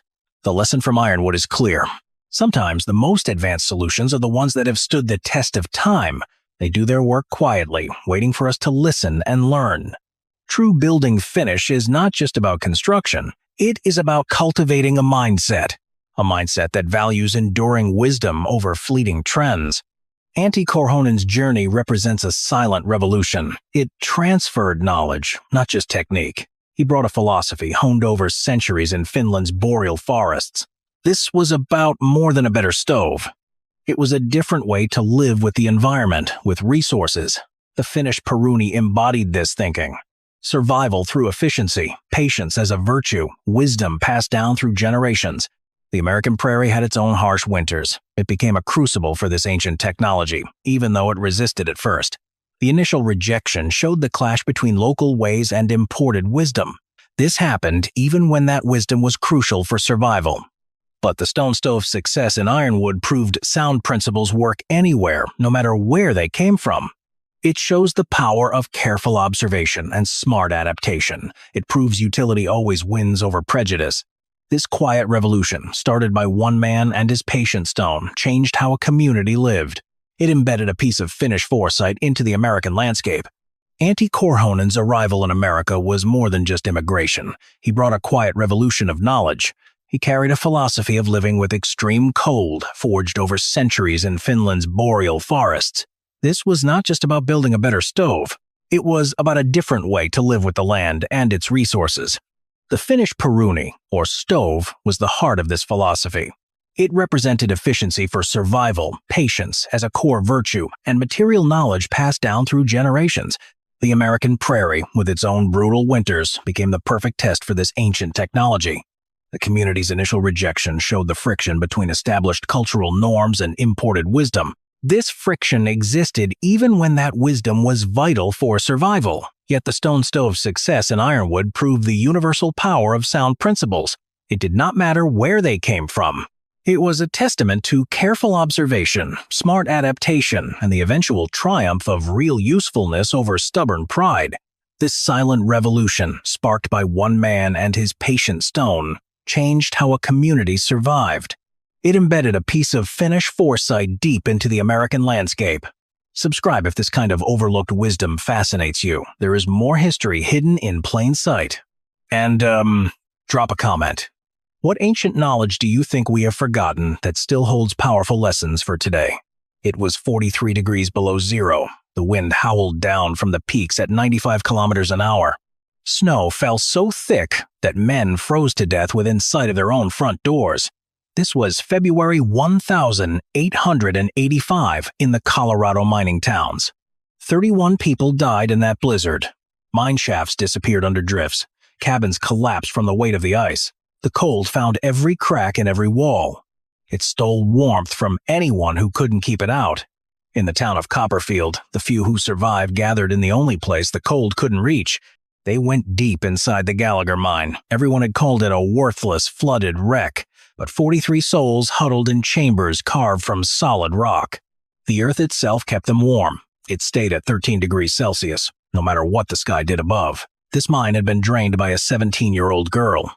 Nora Gallagher had been right about everything they said was wrong. How did she do it? And how could a worthless, flooded mine save so many lives? Nora Gallagher had lost everything 6 months before the blizzard. A cave-in had taken both her parents. Her father, Patrick Gallagher, was working the lower tunnel when the supports gave way. Her mother, Mary Gallagher, was bringing him lunch. They found them together, still holding hands, buried under 1,000 tons of rock that no one would ever move. The mining company abandoned that claim the same week. The accident had ripped open an underground aquifer, and water poured into the tunnels faster than any pump could handle. Within a month, the Gallagher mine was completely flooded. 60 meters of water filled shafts that had taken 10 years to dig. "The claim is yours," the company lawyer told Nora. He handed her papers that felt like a cruel joke. "For whatever that's worth, which is nothing, less than nothing, you'll still owe taxes on worthless land." Foreman Silas Crenshaw was there when she signed those papers. He had worked with Nora's father for years. He had been the one to tell her that her parents were dead. Crenshaw had even been the one to suggest the company abandon the flooded claim instead of trying to save it. "Sell it to the company for salvage," he told her. "We'll give you $50 for the equipment we can recover. That's more than anyone else will pay for a hole full of water." He paused, looking at her with an unsettling pity. "Your father spent 10 years digging that mine. Now it's a grave. His grave and your mother's grave. A grave for anyone foolish enough to go near it. Take the $50, girl. Go somewhere else. Start over." Nora looked at him. She saw his blackened hands. She saw his calculating eyes. She saw how he had already written off everything her father had built. She thought about her parents still holding hands deep beneath the earth. "No," she said. Nora moved into the cabin above the mine the day after her parents' burial. She had nowhere else to go, no family in America. No money for a boat ticket back to Ireland. No skills that anyone in Copperfield needed. The cabin was her last possession. The flooded mine beneath it was all her parents had left her. She spent the first week just staring at the water. It filled the main shaft, black and still and cold. It stopped about 3 meters from the surface. It hid everything her father had built. The tunnels were gone. The ore veins were out of reach. The future her parents worked for was drowned, but the water wasn't rising anymore. That was the first thing Nora noticed. The flood had stopped at a certain level. It stayed there, 3 meters below the surface. It was exactly where her father's drainage tunnel would have emerged if he had finished it. That's when old Tomasz found her. He was 83 years old, a Polish mining engineer. He came to Colorado 30 years ago and never left. He had worked every major mine in the territory. He designed drainage systems for claims everyone called hopeless. He forgot more about moving water through rock than most engineers ever learned. "You're the Gallagher girl," he said one morning. Nora was studying the water level, the one with the flooded claim. "I'm the Gallagher girl," she answered. "I don't know what I have." Tomasz looked at her. "You have a mine that's waiting to be drained." He walked to the edge of the shaft. He looked down at the black water. "Your father was smart. He started a drainage tunnel before the flood. Did you know that?" "He never finished it," Nora said. "No, but he got most of the way," Tomasz replied. "Another 15 or 20 meters. The water would drain out on its own. Gravity would do the work. The mine would empty itself." Nora stared at him. "You're saying I could drain this?" "I'm saying your father already did most of the work," Tomasz said. "Someone just needs to finish it." He smiled. His face creased into 1,000 lines. "The question is whether you're willing to dig 15 meters of tunnel through solid rock." She was willing. She had nothing else. Old Tomasz came every day that first autumn. He taught Nora how to read the mountain itself. He pointed to where her father's drainage tunnel met the hillside below the mine. It was just a narrow opening, barely visible, choked with years of debris. Tomasz showed her how to figure out the exact angle she needed to dig to reach the flooded shaft. He taught her how to build supports to keep the walls from caving in. He even showed her how to work alone in a tunnel without dying. "Mining is patience," he told her. "The mountain doesn't hurry. The water doesn't hurry. Only fools hurry underground. Your father knew that. That's why his tunnels were the safest in the valley until the day they weren't. He taught her things no engineering school could ever teach. The faint feel of rock about to give way. The subtle sound of water moving through stone deep underground. The way the air changed when she was close to an open space. He told her to trust her hands, her ears, her instincts. This was wisdom from 50 years spent underground. One afternoon they sat at the tunnel entrance, eating bread and cheese. Tomasz told Nora about his home. "In Silesia, where I came from, we had mines that had been flooded for generations," he said. "Everyone said they were lost forever, but water always follows gravity. Find the right path, dig the right tunnel, and the water will leave on its own. It doesn't want to stay trapped any more than we do." Nora learned patience. She dug through the autumn, working by lantern light, carving through the same rock her father had planned to carve. She hauled the broken rock out by hand, bucket by bucket. A pile of stone grew larger outside the tunnel every day. Her hands blistered, then turned to tough calluses. Her shoulders ached, then grew strong. Her back learned to bend in ways it never had before. She worked 10 hours a day, sometimes 12, sometimes more. She worked until her arms couldn't lift a pickaxe anymore. Then she slept. Then she woke and worked again. She measured her progress in centimeters. 7 centimeters today, 10 centimeters tomorrow.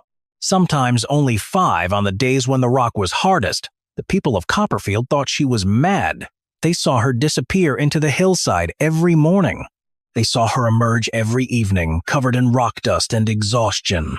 They heard about her plan to drain the flooded mine, and they laughed. Foreman Crenshaw came to see her work in November. He brought a group of miners who wanted to see the crazy orphan. "Look at this foolishness," he said, gesturing at the narrow tunnel she had carved. "She's digging toward water that will drown her.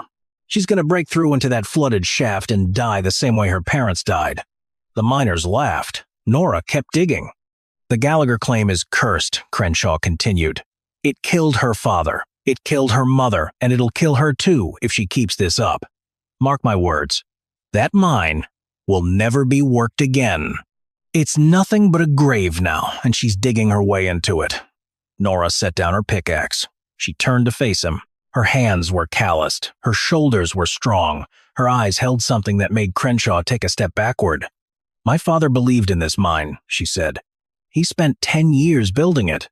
He died trying to make it work. You think I'm going to walk away because you say it's cursed? The mine is flooded," Crenshaw said. "The mine is waiting," Nora answered. "There's a difference." She picked up her pickaxe and went back to work. The men eventually left. Their laughter echoed off the tunnel walls as they walked away. But some of them weren't laughing anymore. Some of them were looking at the work she had done, at the progress she had made, at the determination that wouldn't quit. Some of them were starting to wonder if maybe the orphan knew something they didn't. On December 3rd, 1884, Nora was alone in the tunnel. She had dug 16 meters from where she started. Then, the rock changed under her pickaxe. It felt softer, wetter. She heard a hollow sound from the other side, like an echo in a vast, empty space. She had reached the flooded shaft. She didn't break through right away. That would have killed her. 60 meters of water would rush through a hole barely big enough to crawl through. Instead, she did what Tomasz taught her. She drilled a small hole, just wide enough for a finger. Then, she waited. Water began to trickle out, slowly at first, then faster. Soon a steady stream flowed down the drainage tunnel. It followed the slope she had created, pouring out of the hillside below the mine. The mine was draining itself, just as Tomasz had said it would. It took 3 weeks for the water to empty completely. 3 weeks of watching the level drop foot by foot. It revealed tunnels that had been underwater for 6 months. It showed veins that still held silver. It uncovered chambers carved from solid rock that had never seen daylight since the flood. Nora explored the drained mine carefully. She carried lanterns into spaces her father had carved, places her mother had never seen. She found her father's tools, pickaxes, shovels, drill bits. They were still sharp, even after months underwater. She found the ore cart he had been loading when the flood came, still half full of silver-bearing rock. She even found her mother's lunch pail. It sat on a ledge where the water had left it, still holding the bread and cheese meant for a meal that never happened. Deep in those chambers, where her father had carved deepest into the mountain, Nora found something she hadn't expected. The earth was warm, not just cool like a cellar, but a steady, constant 13 degrees Celsius. It stayed that way, no matter how cold the air grew above ground. The rock itself held heat, stored from past summers. It was like memory held in the mind. The deeper chambers were warmer still, heated by the Earth's own fire. Forces had been working there since before humans walked these mountains. Tomasz came to see what she had found. He made his way down the drained shaft on ladders Nora had built from salvaged timber. He pressed his palm against the warm rock and closed his eyes. He felt the heat that flowed from the earth itself. "This is what the old miners called the living stone," he said. "The earth that remembers summer no matter what winter does above. In Silesia, we had mines like this, deep enough that the cold could never reach. People would shelter in them when the worst winters came. The stone held them safe." Nora looked at him. "My father never told me about this." Tomasz shook his head. He might not have known. The flood came before he dug this deep. But he was getting close. Another few months, and he would have found what you found. Tomasz smiled, his old face creasing into 1,000 lines of satisfaction. "You finished what he started, and you found what he was looking for, even if he didn't know he was looking for it. The mine was drained, and an unexpected warmth had been found." Nora had drained the flooded mine. She had found a shelter that would never freeze. She had found the warmth her father had been digging toward all along. That year, winter came on hard. The first snow fell in late December. It kept falling through January. Drifts piled higher and higher. They reached the roof lines of the mining cabins. The temperature dropped steadily, minus 29 degrees, minus 34 degrees, minus 40 degrees. The world above turned white and deadly. Nora stayed inside her mountain. She was warm and safe. She started getting ready for what she knew was coming. She stockpiled food in the chambers. The temperature there never changed. She brought in firewood for cooking. The stone itself gave enough warmth to survive. She built sleeping platforms along the warmest walls. There was enough room for dozens of people if they ever needed it. Some of the townspeople saw her getting ready. They asked what she was doing. Nora told them the truth. She was making the mine ready to shelter anyone who needed it. They laughed. They always laughed at everything she did, but Nora kept preparing anyway. The working mine started failing in early February, shafts filled with ice, equipment froze solid. Men who had worked underground their whole lives found themselves trapped. The cold was a force no fire could fight. Foreman Crenshaw's mines were too shallow to escape it. Their tunnels were for moving ore, not for keeping people alive. When the temperature dropped low enough, even the earth around them froze. Then the blizzard came. It hit on February 8th, 1885. There was no warning. A wall of white appeared on the western horizon. The wind went from a whisper to a scream in less than an hour. By nightfall, people were dying. The cold was a living thing. It hunted through every crack, every gap, every weakness in walls that had seemed solid. Cabins that had been warm became iceboxes. Stoves that had always been enough couldn't keep up. People huddled together under every blanket they owned. They still felt the cold stealing their lives. Foreman Crenshaw's house failed first. The wind ripped off his roof in the middle of the night. He barely got out alive. He struggled through the snow toward the company bunkhouse. But that was failing too. Windows shattered, walls buckled, heat bled away faster than the stoves could make it. By dawn of the second day, there was no place left to go. No place except the mine, everyone called cursed. The survivors came in ones and twos at first. Then, in groups, they struggled up the hill toward the Gallagher claim. Someone remembered the orphan girl and her drained mine. They came because they had no other choice. Nora met them at the mine entrance. Her face glowed in the light of lanterns that burned steady in the still tunnel air. "Come in," she said. "There's room." They stepped inside. A warmth radiated from the walls, a steady, constant 13 degrees Celsius. The world outside froze solid. They walked deeper into the mountain, following tunnels Nora's father had carved. They passed through chambers that had been underwater just 6 months before, and they wept. Not from the cold, but from relief. From the simple miracle of being warm when warmth seemed impossible. 43 people crowded into the Gallagher mine that night, men who had laughed at Nora's work, women who had whispered she was mad. Children who had been told the mine was haunted by the ghosts of her dead parents. They all came. Nora took them all in. Foreman Silas Crenshaw arrived on the third day. His face was gray with frostbite, his hands too frozen to close. He stood at the entrance to the mine, the claim he had called worthless. The tunnels, he said, would kill her. He couldn't meet her eyes. "Please," was all he said. Nora looked at him for a long moment. She remembered the laughter. She remembered the $50 offer. She remembered being told her parents' mine was nothing but a grave. "Come in," she said. "There's room." They stayed for 9 days. The blizzard howled and died, leaving snow piled in drifts that would take months to melt away. Inside the mountain, they shared Nora's food, her water, and her warmth. They slept in tunnels her father had carved, on floors her mother had walked. The mine everyone once called cursed now held them safe. The children were the first to let go of their fear. They ran through the dark tunnels as if playing in a grand castle.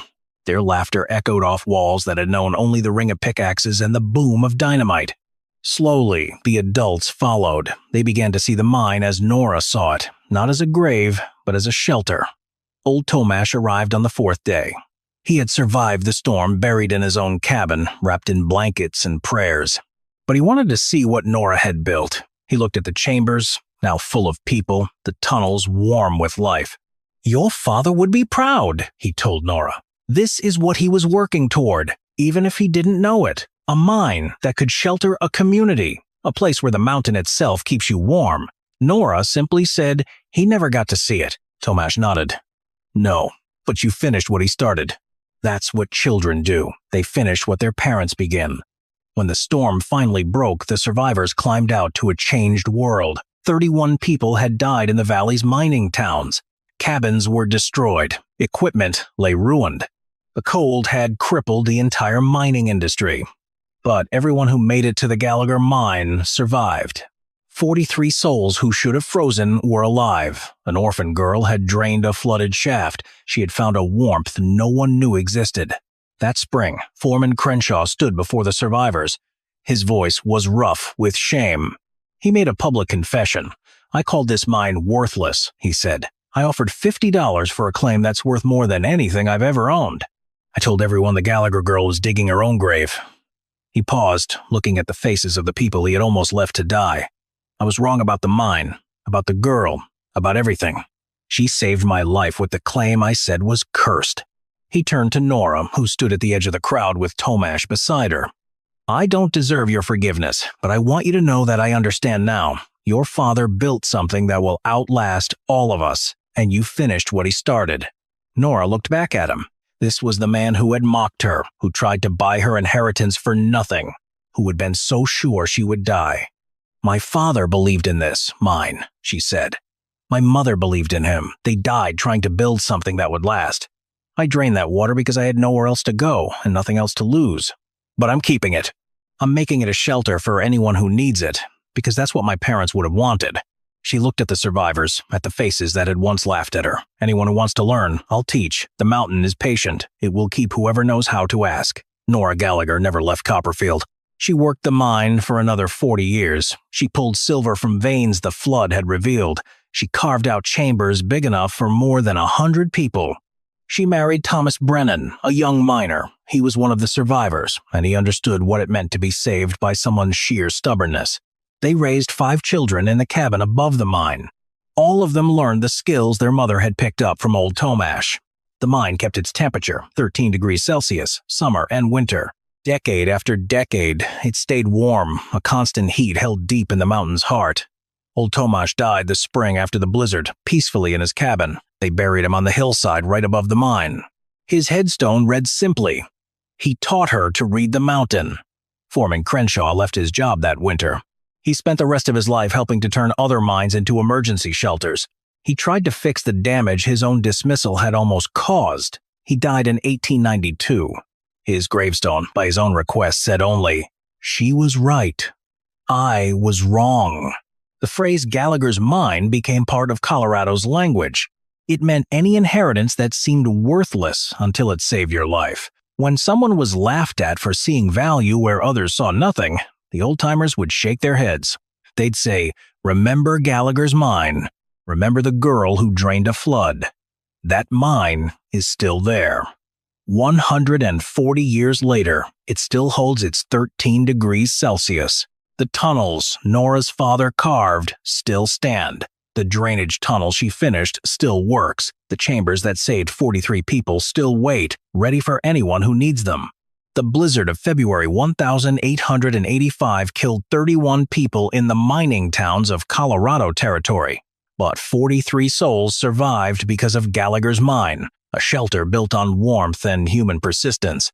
True value is often hidden in what others dismiss as worthless. Persistence can turn a grave into a refuge. Subscribe if this kind of story is your thing. There are more where this came from. And drop a comment. What old technique do you think we've forgotten that still has a use nobody's seen yet? January of 1887. They would later call it the Great Die-Up after the bodies were counted. But right then, in the furious Montana blizzard, the people of Clearwater had no name for what was killing them. The temperature had fallen to negative 40 degrees Celsius. Snow drifted higher than their rooftops, and the firewood was gone. 3 miles north of town, a small cabin sat in a shallow valley. Steam rose from the frozen earth around it. Inside, Ezra Whitmore added no wood to any fire. He didn't need one. His walls were warm to the touch, heated by ancient forces bubbling up from deep below.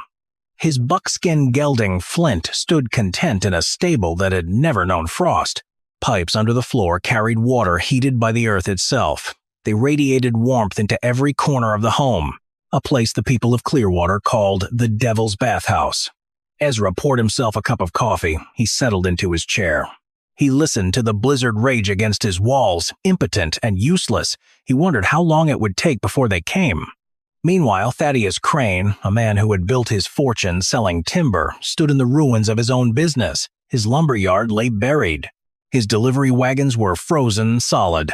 His warehouse, stacked high with seasoned pine and oak, might as well have been on the moon.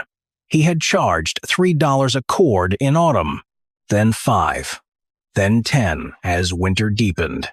Now he had nothing left to sell at any price, and the cold was creeping into his own bones. How had Ezra Whitmore achieved this impossible comfort? And what would happen when the town discovered his secret?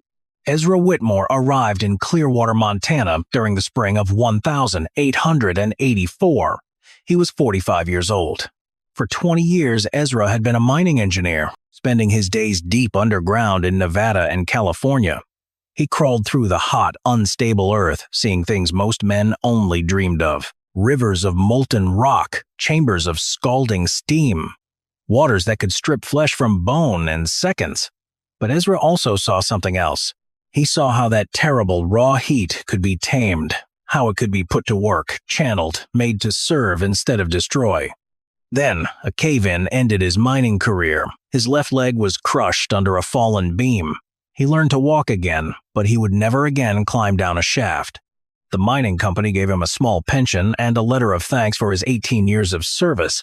He used that money to buy a wagon, a horse, and supplies. Then, he headed north. He wasn't looking for gold or silver. He didn't want farmland. Ezra Whitmore was looking for heat. The hot springs of the Yellowstone region were legendary. Ezra had read every report. He studied every survey. He knew that beneath the mountains and valleys of Montana and Wyoming lay a vast reservoir of geothermal energy places where the Earth's inner fire reached close to the surface. Most people saw these hot springs as just curiosities, places to soak tired muscles or to gawk at steaming pools. Ezra saw something else entirely. He saw a source of heat that would never run out, a heat that needed no chopping, no hauling, no buying. He saw independence. He found his paradise in a shallow valley. It sat 3 miles north of Clearwater. There, a cluster of hot springs pushed up through the rocky ground. Their water held a steady temperature of 60 degrees Celsius all year long. The biggest pool stretched about 6 meters across. Steam constantly rose from its surface. Mineral deposits ringed the edges, painted white, yellow, and rust. A faint but clear smell of sulfur hung in the air. Most settlers would have turned away. The smell alone would be enough. The strange, almost alien look of those mineral shapes would have sent them running. But Ezra Whitmore saw something else. He saw paradise. He filed a claim for 32 hectares. Those acres included the entire spring cluster. The land office clerk in Clearwater, a young man named Patterson, looked at the survey map. He couldn't hide his confusion. "This is the Sulphur Flats, Mr. Whitmore," he said. "Nothing grows there. The water's not fit to drink. The whole place smells like rotten eggs." "I am aware," Ezra answered. Patterson tried again. "You could have farmland, river bottom. There are good parcels available south of town." "I want this land," Ezra said. "This exact land." Patterson just shrugged and stamped the papers. The claim cost Ezra $12. It would be the best investment he ever made. News of the stranger's unusual land purchase spread quickly through Clearwater. It was a small town. Cattle ranching and the timber trade kept it alive. Any novelty was welcome entertainment. Then word got out that the newcomer planned to build a house right next to the hot springs. Not just next to them, but somehow incorporating them into his home. The entertainment became a sensation. Thaddeus Crane held court at his lumber yard. Ranchers and townsmen gathered there to buy cordwood and trade gossip. Crane was a big man. He had a red face and an easy laugh. His business was built on a simple truth. Montana winters were brutal. Men would pay a lot to survive them. He sold more firewood than anyone in the territory. He liked it that way. "The engineer means to heat his house with brimstone," Crane announced to the general, murmuring. "He'll build his cabin on the devil's doorstep and warm himself with hellfire." Crane snorted. "I expect Old Scratch will be charging him rent by Christmas." The nickname stuck. From that day forward, Ezra's claim became known as the Devil's Bathhouse. Mayor Rutledge was a cautious man. He owed his position mostly to Crane's money. He shook his head with practiced concern. "It's unwholesome," he declared. "A man living in sulfur fumes. It cannot be healthy. I would not be surprised if he takes ill before the first snow." The women of Clearwater were less reserved. Dorotha, Crane's wife, led them. They spoke of witchcraft and ungodliness. They talked about a man who consorted with the forces of the underworld. Mrs. Crane even organized a prayer meeting. It was specifically to address the spiritual danger the newcomer represented. Ezra worked through all of it. The way he built his house was unlike anything Clearwater had ever seen. He started not with walls or a roof. He started with pipes. Hundreds of feet of copper and lead piping arrived from Helena, a huge expense. He dug trenches from the biggest hot spring. He laid the pipes in careful lines beneath where his floor would be. The hot water from the spring, he explained to anyone who asked, would flow through these pipes all the time. It would move heat through the whole house. Then it would go back into the earth. The Romans did this, he told Flint one evening. He tamped earth around a section of new pipe. 2,000 years ago. Hypocaust, they called it. Heat from below. Ezra paused. We think we're so clever. But the ancients knew. Flint, being a horse, offered no opinion. The cabin itself was small, but its design was special. The walls were double thick. He packed them with sawdust for insulation. The windows were small. Each one had 2 layers of glass with an air gap in between. The floor was thick stone. Ezra chose it because it could soak up heat from the pipes below and then send it out into the room. A stable next to the cabin, connected by a short passage, would keep Flint warm with the same system. The total cost, including the land, all the materials, and that precious piping, came to $287. By October of 1884, the Devil's Bathhouse was finished. The first real test came with the autumn frosts. As temperatures fell, the people of Clearwater started lighting their stoves and fireplaces. Ezra Whitmore did nothing. His cabin stayed warm. The stone floor put out a gentle, steady heat. The walls felt no cold. Every other house in the valley grew chilly. Curious visitors came to see it. Most left shaking their heads. They just could not understand what they saw. It's unnatural, said Samuel Briggs, the blacksmith. Heat without fire. It goes against the Lord's design. Mrs. Patterson, the clerk's wife, wrinkled her nose. The smell alone would drive me mad, she said. Sulfur in your nose day and night. How does he even sleep? The truth was, the sulfur smell inside the cabin was faint. Ezra had made sure the system kept it to a minimum, but the truth mattered less than what people believed. The Devil's Bathhouse stayed a place of suspicion and ridicule. Thaddeus Crane watched Ezra with particular attention. A man who needed no firewood would never be his customer. Worse, if others followed Ezra's example, Crane's entire business could collapse. He doubled down on his mockery. The engineer sits in his sulfur pit like a lizard on a rock, Crane told the men at the saloon. Cold-blooded, I reckon. Not quite human. He said a man should earn his warmth with honest labor, chopping wood, hauling timber. Not squatting over the devil's chimney like some kind of heathen. The mockery continued through the mild winter of 1884 to 1885. It went on through the moderate winter that followed. Ezra sold no firewood to Crane's customers. He rarely came to town at all. He tended a small garden in the warmth near the springs.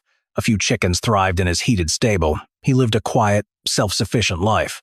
But Ezra watched the sky. He worried. An old Crow woman lived in the hills. She spoke broken English, shared with few white men. She told him a great cold was coming. 3 winters, she had said, holding up 3 gnarled fingers. 3rd winter, the death winter. Many die. She pointed at Ezra, then at the steam rising from his springs. You live. Ezra took her words seriously. The Crow people had survived in this land for generations before the white man came. They knew things no survey or scientific journal could teach. The summer of 1886 was hot and dry. The autumn was warm, almost pleasant. But Ezra noticed the signs others missed. The elk moved to lower ground earlier than usual. The beaver built their lodges thicker. The caterpillars he found were banded solid black. In November, the first blizzard struck. It was not a normal storm. It was a white apocalypse. The temperature, which had been mild the day before, plunged 33 degrees Celsius in a matter of hours. The wind rose to a shriek. Snow fell so thick and fast that a man could lose his way between his house and his barn. Cattle caught in the open froze where they stood. The people of Clearwater huddled around their stoves. They fed them everything they had. The storm lasted 4 days. When it finally broke, the town emerged to a world transformed. Snow lay in drifts 6 meters high. The roads were impassable. The cattle, the foundation of Clearwater's economy, were dying by the thousands across the open range. And it was only November. The winter of 1886 to 87 earned its place in history. It became known as the worst the northern plains had ever seen. Storm after storm hammered the territory. The cold was brutal. Temperatures rarely rose above zero, often plunging to 30, 40, even 50 degrees below. The snow never melted. It just piled higher, burying fences, then buildings, then hope itself. Firewood became more precious than gold. Thaddeus Crane had started the winter with his warehouses full, but his stock vanished with terrifying speed. Every family in Clearwater burned 2 or 3 times their normal amount, just to stay alive. The demand was endless. The price of a cord of wood shot up to $5, then $10, then $20. Desperate men who had never stolen in their lives started eyeing their neighbors' wood piles. By January, Crane had nothing left. His delivery wagons sat frozen, buried in drifts. His logging crews couldn't reach the forests. For the first time, Thaddeus Crane had nothing to sell. Even his own family began to shiver. The death started quietly. Old Mrs. Hernandez lived alone at the edge of town. They found her frozen in her bed. She had burned her furniture, then her books, then everything else that would catch fire. The cold took her anyway. A week later, the younger family, a mother, father, and 3 children, died when their cabin collapsed under the weight of the snow. They couldn't dig themselves out in time. Clearwater was dying. 3 miles north, Ezra Whitmore lived in impossible comfort. His geothermal system worked perfectly. Hot water from the springs flowed constantly through his pipes. The floor stayed a steady 21 degrees Celsius, no matter the chaos outside. His well-insulated walls held the warmth inside. His stable was so warm he could groom his buckskin gelding, Flint, without gloves. Ezra had months of food, dried meat, preserved vegetables from his thermal garden, and eggs from chickens that never knew a cold day. His water came from a small spring that emerged warm from the earth, never freezing. Ezra was immune to the disaster destroying his neighbors, but he was not without conscience. This catastrophe was only just beginning. Ezra Whitmore made his first delivery on a January morning. The temperature stood at minus 38 degrees Celsius. He loaded his small sledge with blankets, dried food, and jugs of warm water. Then he drove Flint through the frozen wasteland toward town. The journey took 4 hours. They pushed through drifts that would have stopped any horse less hardy than Flint. He stopped first at the Hernandez place, but he was too late. He then went to the homes of those he knew were most vulnerable, the elderly, the sick, the families with young children. He left supplies at their doors, never waiting for thanks. Ezra was not seeking gratitude, he was simply seeking to help. Word of his actions spread quickly. The man from the Devil's Bathhouse was delivering aid. The man they had mocked was offering salvation. By the end of January, a steady stream of refugees began making the treacherous journey to Ezra's Valley. They came on foot, on horseback, and in wagons pulled by starving mules. They came because they had heard a rumor a place existed where warmth was real, a place where the earth itself provided heat, a place where a man could survive without firewood. Ezra welcomed them all. His cabin could not hold everyone, so he helped them build shelters near the springs themselves. These were simple structures of canvas and timber. He positioned them to catch the warmth that rose from the steaming pools. It was not comfortable, but it was survivable. The springs that had once seemed so strange and unwholesome now felt like a miracle. Thaddeus Crane was among the last to arrive.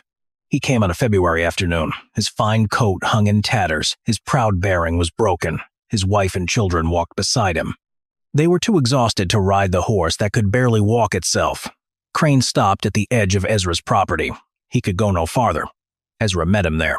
For a long moment, the two men simply looked at each other. The lumber baron who had called Ezra cold-blooded, the man who had laughed at his methods, the man who had profited from the very dependency Ezra had sought to escape, and the engineer who had been proven right in the most terrible way imaginable. "Mr. Whitmore," Crane said, his voice barely a whisper, "I have come to beg." Ezra looked at the man's family. His wife shivered uncontrollably. His children had the hollow eyes of those who had known true cold. He looked at Crane himself, broken and desperate. "You are welcome here," Ezra said simply. "All of you. Come inside and warm yourselves." Crane's eyes filled with tears. "After everything I said." "Words spoken in ignorance are easily forgiven," Ezra replied. "Come. The springs do not care who mock them. They offer their warmth to all." The Crane family was given a place near the largest pool. The heat there was strongest. Thaddeus Crane, who had built his fortune selling warmth to others, sat in silence. He let the earth's fire thaw his frozen bones. 53 people found shelter at the Devil's Bathhouse that winter. Not one of them died. When the spring thaw finally came in late March, the true scale of the disaster became clear. An estimated 60% of the cattle in Montana Territory lay dead. Dozens of settlers froze in their homes. The people of Clearwater finally understood what they owed to the man they had ridiculed. A town meeting was called in April. The church was too damaged to use, so they gathered in Crane's empty lumber warehouse. It was a bitter irony, lost on no one. Thaddeus Crane stood to speak first. He was a changed man, humbled in ways that went deeper than words. 2 years ago, he began, I stood in this very building and called Ezra Whitmore cold-blooded. I said he was not quite human. I mocked his methods and questioned his character. He paused, his voice thick with emotion. I was a fool. A prideful, ignorant fool, he continued, drawing a sharp contrast. While I was selling firewood at $10 a cord, he was giving warmth away for free. While I was getting rich on other men's desperation, he was planning for a future I refused to see. He turned to face Ezra, who sat quietly in the back of the gathering. Mr. Whitmore, you saved my family. You saved this town. I do not ask for your forgiveness. I have not earned it. Crane's voice dropped to a plea. I only ask that you teach us, show us how to live as you live. Help us build a community that will never freeze again. The warehouse fell silent. Every face in the room turned toward the engineer from Nevada. Ezra rose slowly, his bad legs stiff from sitting. I came to Montana seeking independence, he said. I wanted to need no man for warmth, to answer to no one for my survival. What I found was something different. He looked around the room, at the faces of those who had mocked him, avoided him, called him names. I found that independence means nothing if your neighbors are dying. I found that the warmth of the earth is meant to be shared. He paused again. I will teach anyone who wishes to learn. Not because you have earned it, but because knowledge, like heat, does no good when it is hoarded. He looked at them, a quiet strength in his gaze. The springs are there for all of us. Let us use them together. When summer returned to Clearwater, the town began to rebuild, not the same way as before. This time, Ezra Whitmore led the way. They mapped out all the hot spots, the springs and seeps bubbling up from the ground. Then they put down pipes. They built structures to catch the earth's heat. The community would never again depend on a lumber merchant or a woodpile. Thaddeus Crane completely gave up the timber business. He put all the money he had left into this new heating system. He worked beside the very men he used to take advantage of. It was, he said, the first honest work of his life.